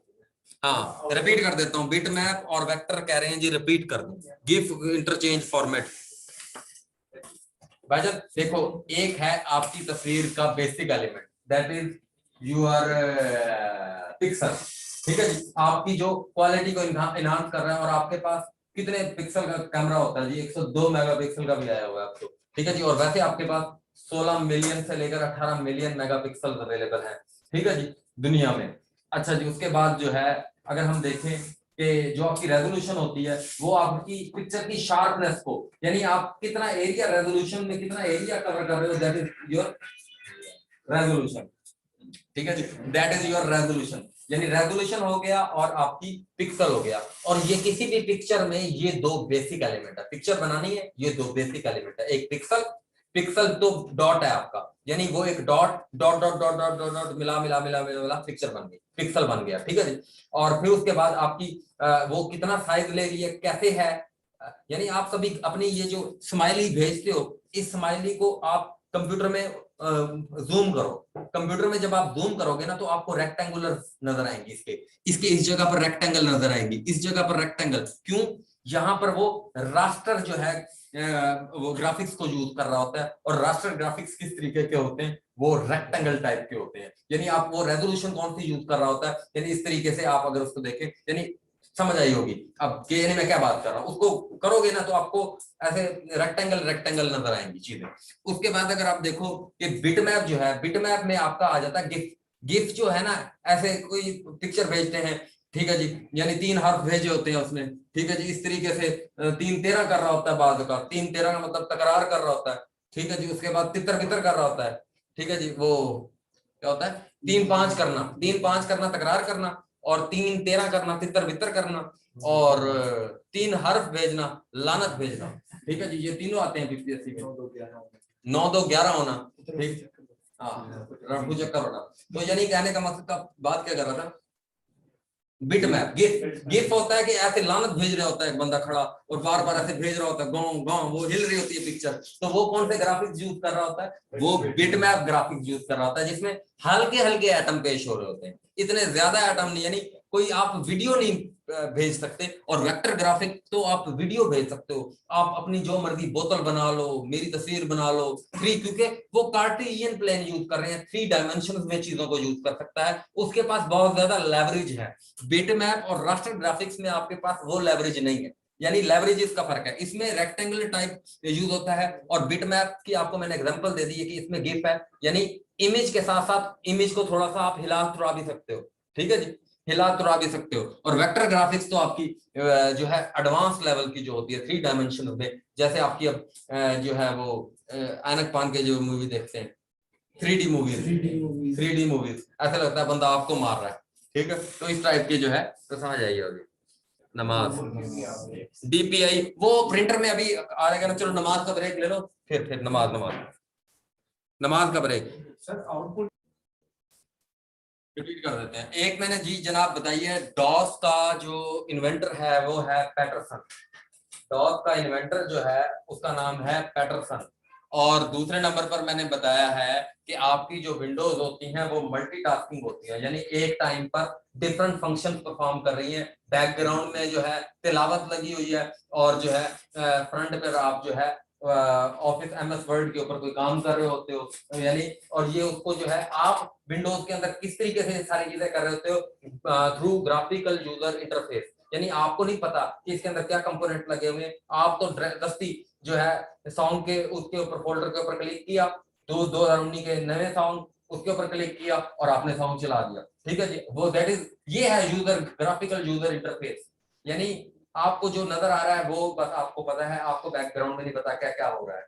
तो यूजर की आसानी के लिए, और ये ग्राफिकल यूजर इंटरफेस अभी बना है, इससे पहले आपका CLI था, यानी डॉस होती थी, आपको कोई ग्राफिक श्राफिक नजर नहीं आते थे, फोल्डर शोल्डर नहीं होते थे, आपने सी खोलना है, आपको कमांड लाइन में लिखना पड़ेगा, ठीक है जी, फिर आपका कुछ काम होगा, ठीक है जी। और ये हमने बात की मल्टीटास्किंग की और सिंगल टास्किंग की, और हमने बात की कि जो है सुपर कंप्यूटर जो होते हैं वो मिलिट्री पर्पसेस के लिए यूज होते हैं, लेबोरेटरी के लिए यूज होते हैं, मेडिकल ट्रीटमेंट्स के लिए यूज होते हैं, उसके अलावा जो है वेदर फोरकास्टिंग के लिए यूज होते हैं। हमने कहा वेदर फोरकास्टिंग जो है वो डेली वेदर्स को कहते हैं, डेली वेदर्स को कहते हैं, और क्लाइमेट जो है for certain period of time, जैसे 1 से 2 माह, ठीक है जी, 1 से 2 साल,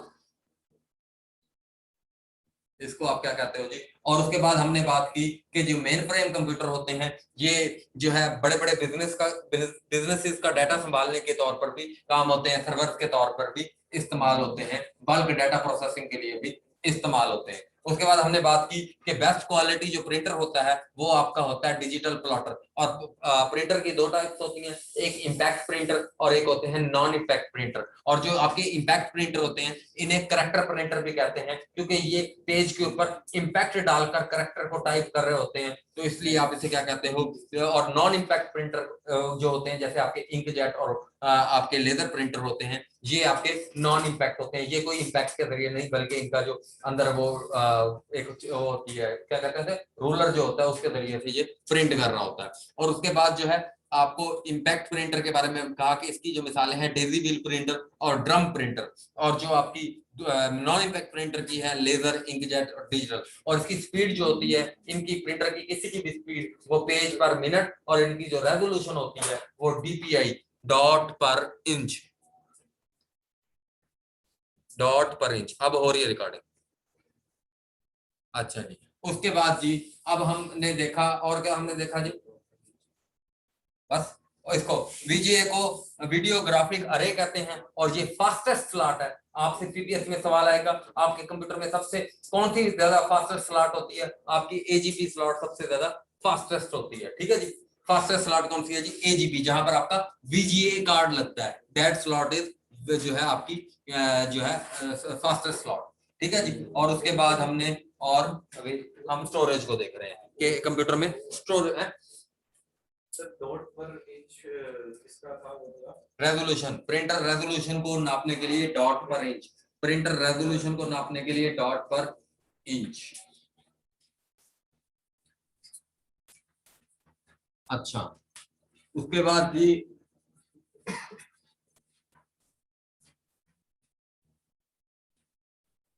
हम देखते हैं जी कंप्यूटर की storage.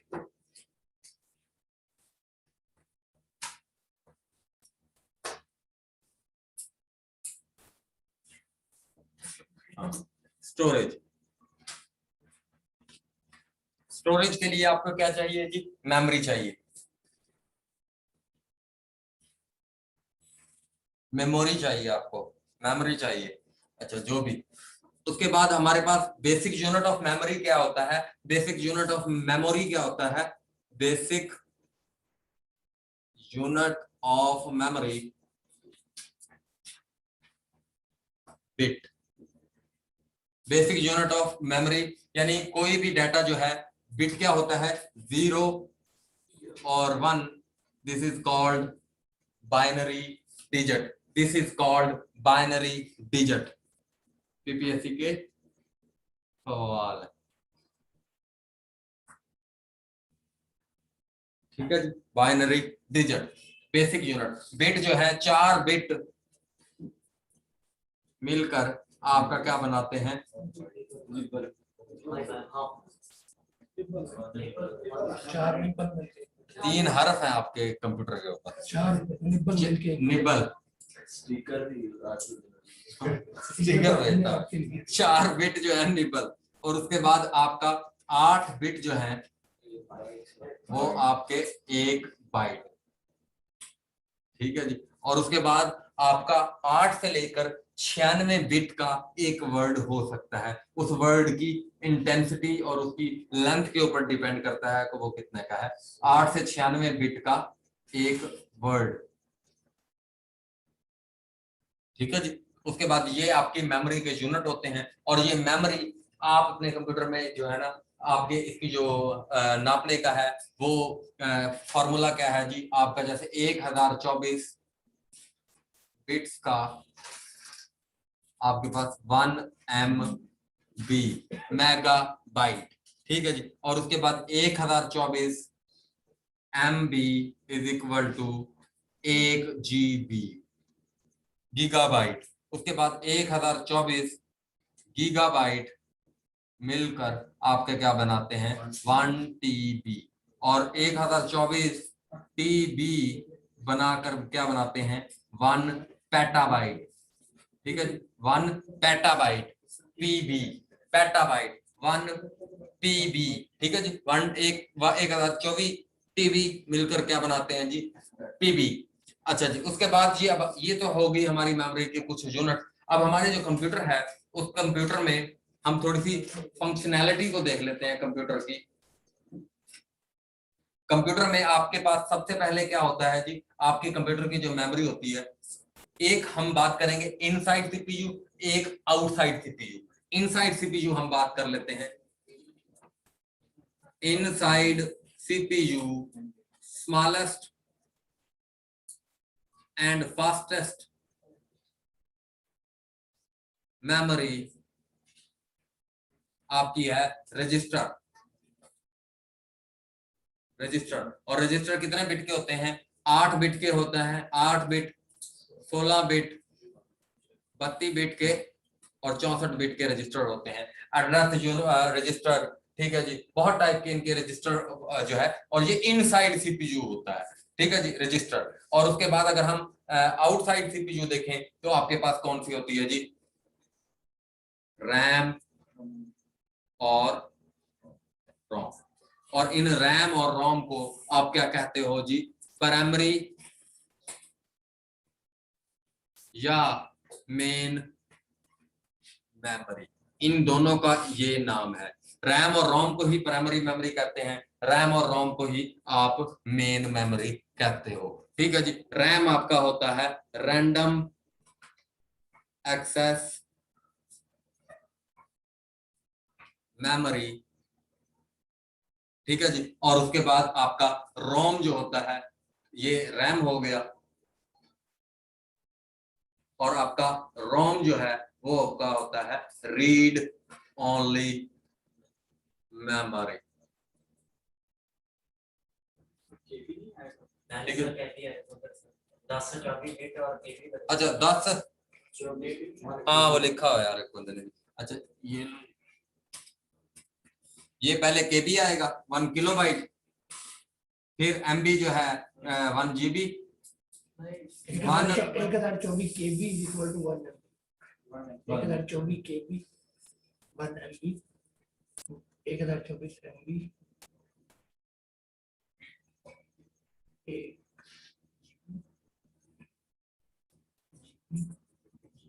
24 TB.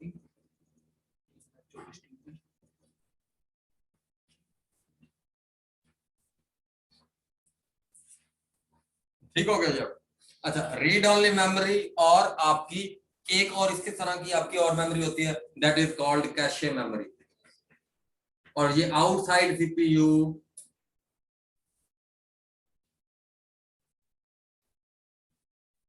Smallest and fastest memory.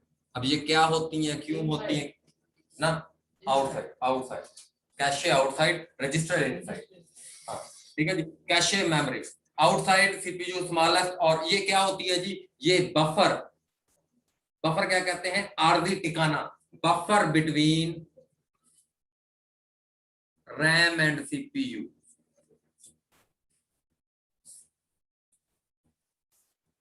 अच्छा, आपको इसकी मैं एक रियल लाइफ की एग्जांपल दे देता हूं। हाँ जी, रजिस्टर कैशे से भी ज्यादा फास्ट होता है। नहीं नहीं, रोम सेकेंडरी मेमोरी नहीं होती।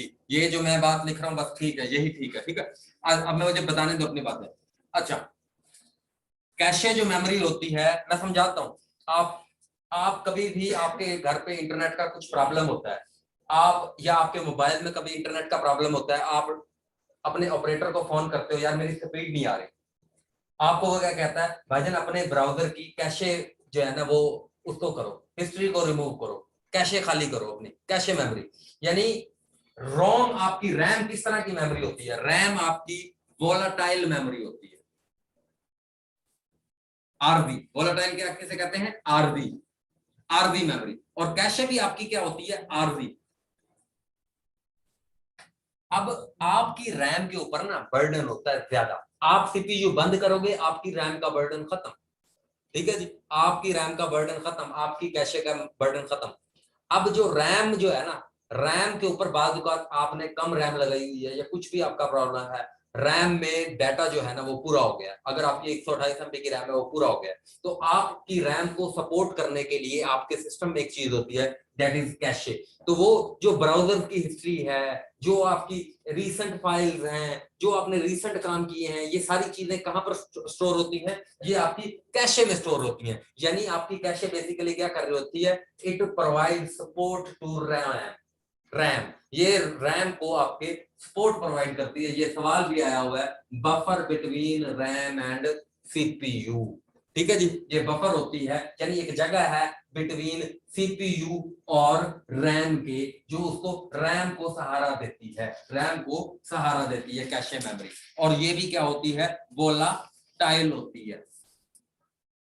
वोलाटाइल का मतलब क्या है, सिस्टम बंद किया, ये मेमोरी खत्म, ठीक है जी। आपका जो टेम्परेरी काम होता है, मैंने वर्ड की फाइल की है, खोली है, यार ये वर्ड की फाइल बंद कर दो, ओ सेव कर लो, वरना यार ये डाटा खत्म हो जाएगा अगर लाइट चलेगी तो। सीपीयू पे वर्ड की फाइल खोली हुई है, इसे यार सेव करके अपनी जो है सेकेंडरी मेमोरी में रख लो, अपनी हार्ड डिस्क में रख लो, वरना क्या होगा, लाइट चली जाएगी और ये जितना भी टाइप किया हुआ मामला है ये पड़ाल हो जाएगा।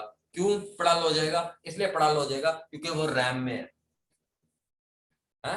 Clear clear. अच्छा, उसके बाद जी रीड ओनली मेमोरी, बफर ये हो गया। और आपकी रैम जो है ये आपकी क्या होती है जी, आपके ये रोम जो है ये आपकी नॉन वोलाटाइल है, नॉन वोलाटाइल मेमोरी। और रोम जो है आपकी नॉन वोलाटाइल का मतलब क्या है, परमानेंट है,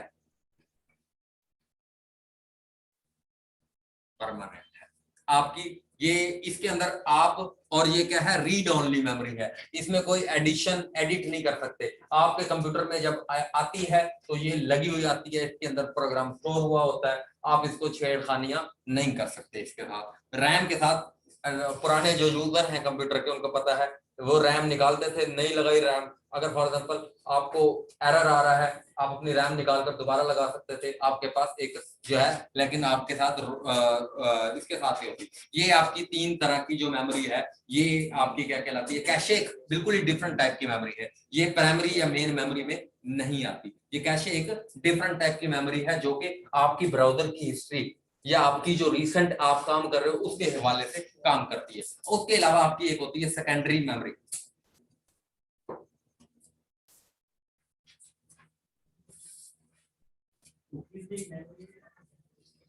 कुकीज, कुकीज बेसिकली ये किसी वेबसाइट की कुछ जो है ना वो आपके पीसी की कुछ इंफॉर्मेशन लेती है ताकि आपको अपनी वेबसाइट की सही तरीके से एक्सेस दे सके, वो वेबसाइट की कुकीज होती है, ठीक है, वो that is a different thing.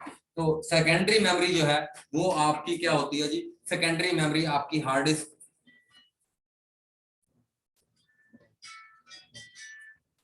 ठीक है जी, उसके बाद फ्लॉपी डिस्क, ठीक है जी, उसके बाद सीडी रोम, डीवीडी रोम, ये आपकी सारी की सारी क्या है। अच्छा, रैम में आपकी जो है डिफरेंट टाइप की डायनामिक रैम होती है और आपकी एस रैम कहते हैं स्टैटिक रैम को। एक होती है आपकी एस रैम, ये होती है static RAM, static random access memory, और D RAM dynamic random access memory, उसकी टाइप्स हैं। अच्छा जी, अब रोम की अगर बात करें तो रोम में अब बहुत ज्यादा एडवांसमेंट आई है। बेसिकली इनिशियली क्या होता था, आपके एक होते हैं कंप्यूटर के अंदर बायोस,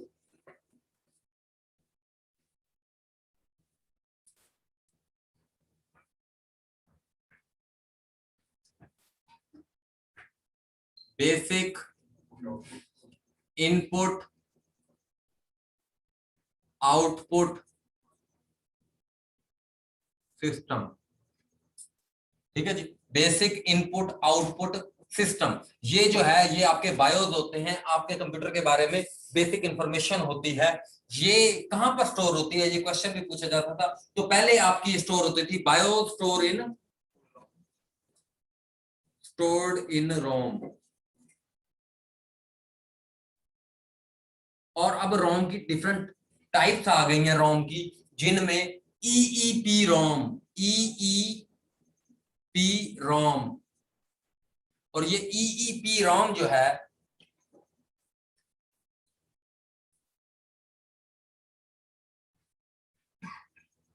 इलेक्ट्रॉनिकली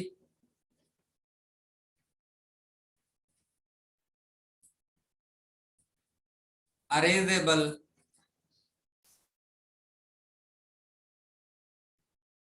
प्रोग्रामेबल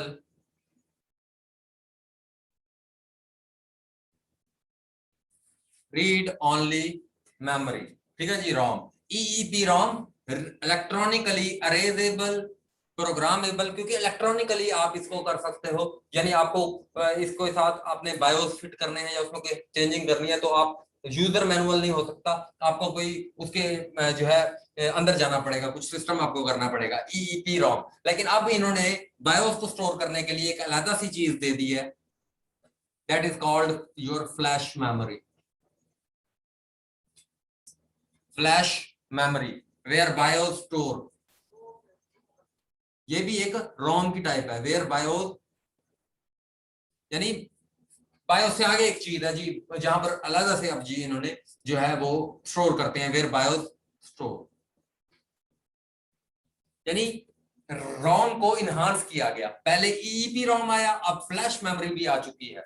अब आपने मेमोरी को, अच्छा हार्ड डिस्क आपकी क्या होती है ये आपको पता है, जीबी में होती है, एमबी में होती है, जीबी में होती है, टीबी में होती है, ठीक है जी। अब फ्लॉपी डिस्क आपकी कितनी होती है जी, 1.44 एमबी, 1.44 एमबी। और सीडी जो है, सीडी किस चीज का एब्रीविएशन है, कॉम्पैक्ट डिस्क, कॉम्पैक्ट डिस्क।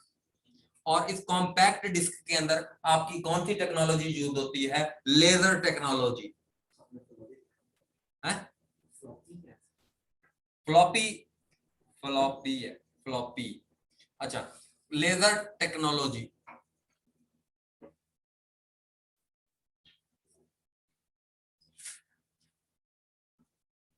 हाँ 10 मिनट वो वर्ड में पढ़ेंगे ना, वो वर्ड नहीं नहीं नहीं नहीं उस्मान भाई, रैम और रोम दोनों प्राइमरी मेमोरी है और इनको मेन मेमोरी भी कहते हैं। ये बात कन्फर्म है, ये नेट पे गलत इंफॉर्मेशन होती है, ये मैं आपको बिल्कुल जेन्युइन बात बता रहा हूँ, ठीक है जी। लास्ट टाइम बीपीएससी में एक सवाल भी आया हुआ था, ठीक है।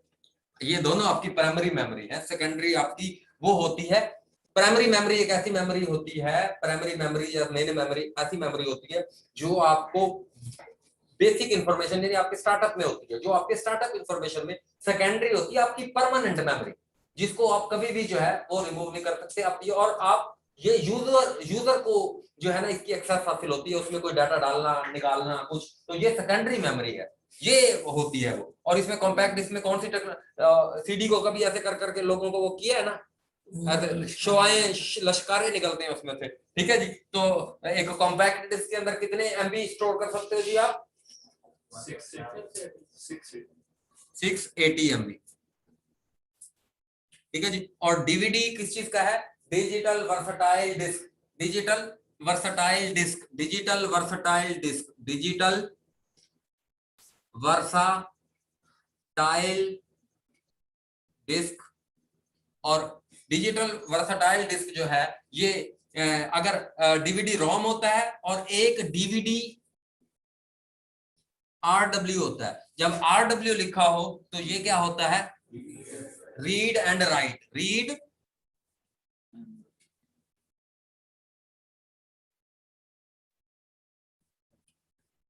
यार एक और भी चीज थी, रीड वंस राइट मैनी, और read once or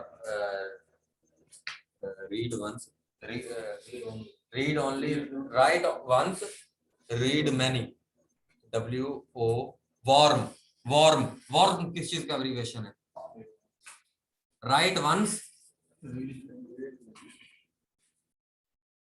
read many, WORM. ठीक है जी, ये तो कंप्यूटर वायरस होता है, लेकिन एक मुझे याद आ गया तो मैंने कहा चलो। अच्छा जी, ये जब RW लिखा हो तो ये क्या आता है, रीड एंड राइट। आप डीवीडी को रीड भी कर सकते हो और राइट भी कर सकते हो। ये डिजिटल वर्सटाइल जो डिस्क होती है, डीवीडी जो होती है, ये एक तो होती है सिंगल लेयर, ये सिंगल लेयर आपकी होती है 4.7 GB। ठीक है जी, एक होती है आपकी डबल लेयर, डबल लेयर आपकी होती है कितनी जी, 4.7 और 4.7 9.4। ठीक है जी, एक होती है आपकी डबल साइड डबल लेयर। ठीक है जी, double double double, double side double layer. ये मेरा शौक नहीं है लिखने का, पीपीएससी में सवाल आया, मैं इसलिए लिख रहा हूं। डबल साइड, ये 17 GB की है, 17 GB। ठीक है जी। अच्छा, अब यहां पर हम लिख लेते हैं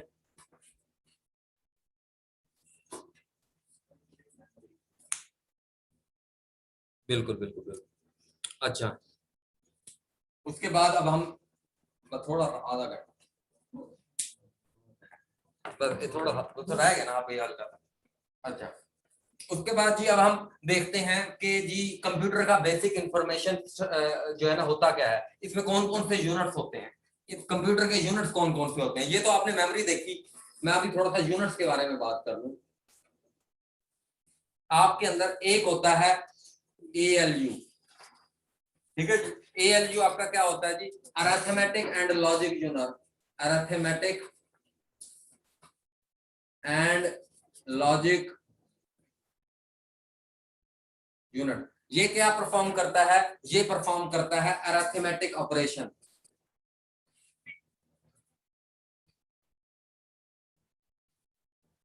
और अरिथमेटिक ऑपरेशन क्या होते हैं, जमा, नफी, तकसीम, ज़रब। ठीक है जी, दिस इज कॉल्ड जो है अरिथमेटिक जो है ऑपरेशन। तो एक आपके पास होता है CU, कंट्रोल यूनिट। ये क्या करता है जी, ये कंट्रोल करता है ALU जो है अरिथमेटिक। ये आपको मैंने अरिथमेटिक का बताया। और लॉजिक यूनिट, लॉजिक यूनिट क्या करता है, लॉजिक यूनिट ये आपके लॉजिक डिसीजन करता है। ठीक है जी, कंट्रोल यूनिट क्या करता है, control unit main memory coming information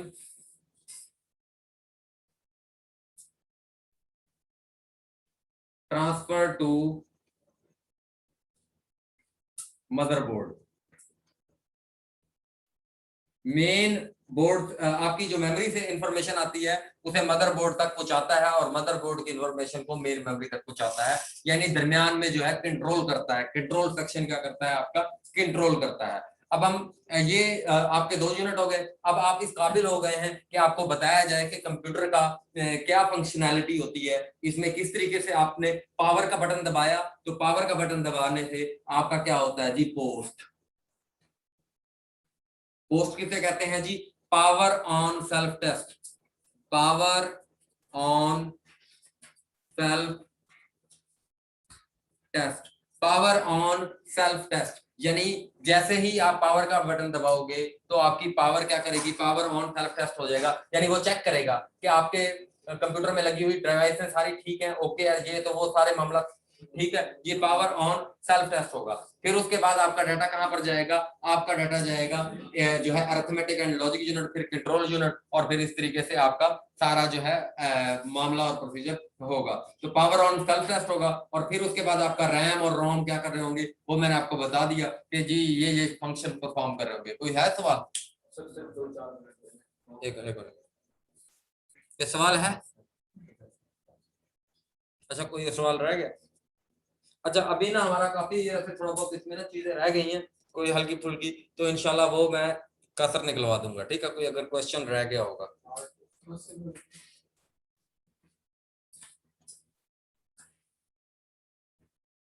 है कोई सवाल? हाँ भी जूम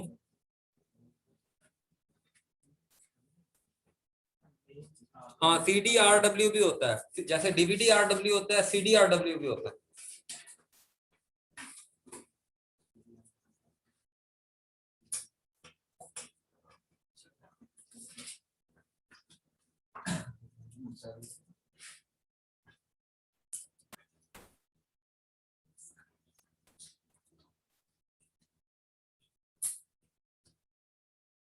अच्छा यार वो अब्राहा वाले सवाल पे ना बहुत सारे बच्चे कह रहे हैं, अब मैंने तो विकिपीडिया से पूछा कि अब्राहा की लश्कर की कितनी थी तादाद, तो उसने तो मुझे 40,000 बताया। लोग कह रहे हैं कुछ इस्लामिक सोर्सेज हैं जहां से 60,000 पता चल रहा है।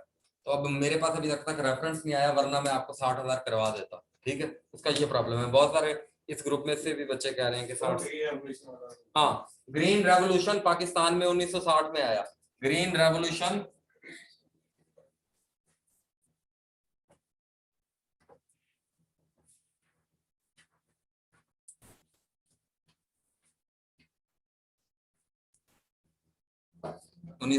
अयूब खान के दौर में,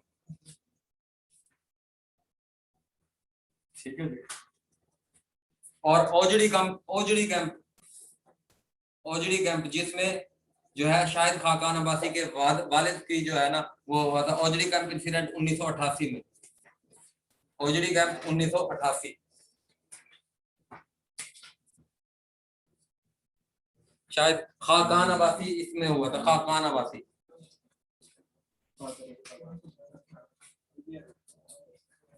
हम बाद में वो कोमा में चले गए थे, फिर मर गए। पिंडी में हुआ था जी।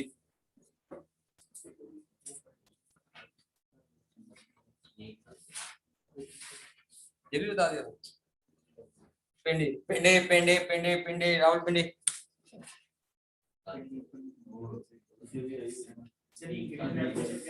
ग्रीन रेवोल्यूशन के यार हमें एग्रीकल्चरली जो है एग्रीकल्चर रिफॉर्म जो थी ना उस वक्त ऐसे साउथ एशिया में और तुर्की में भी ग्रीन रेवोल्यूशन आया हुआ था कि यानी एग्रीकल्चर को अपनी इनहांस करना चाहिए, इंक्रीज करना चाहिए, उसके लिए हमें काम करना चाहिए, ये था। कॉमा में रहे थे 17 साल। हाँ लॉजिकल यूनिट कंपैरिजन करता है और उसके बाद लॉजिक डिसीजन करता है, बिल्कुल ऐसे ही है। इसमें XOR gate, NOR gate, AND gate, different type के गेट्स यूज होते हैं।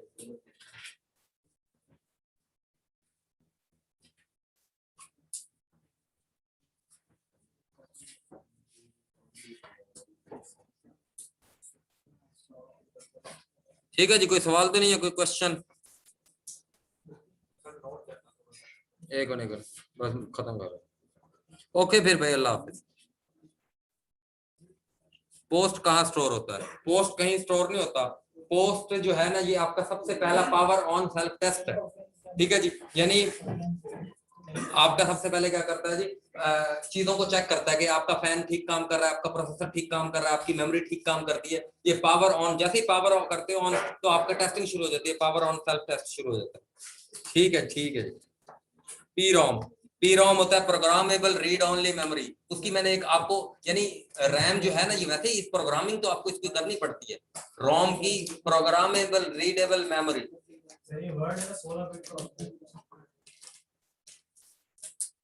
बड़ी मेहरबानी शहजाद भाई, बड़ी मेहरबानी। मैं हुण उतारूंगा ही नहीं ब्लैक सूट। एक वर्ड से 16 मेरी वर्ड है ना, वर्ड 16 बिट्स का होता है। 8 से लेकर 96 बिट तक होता है।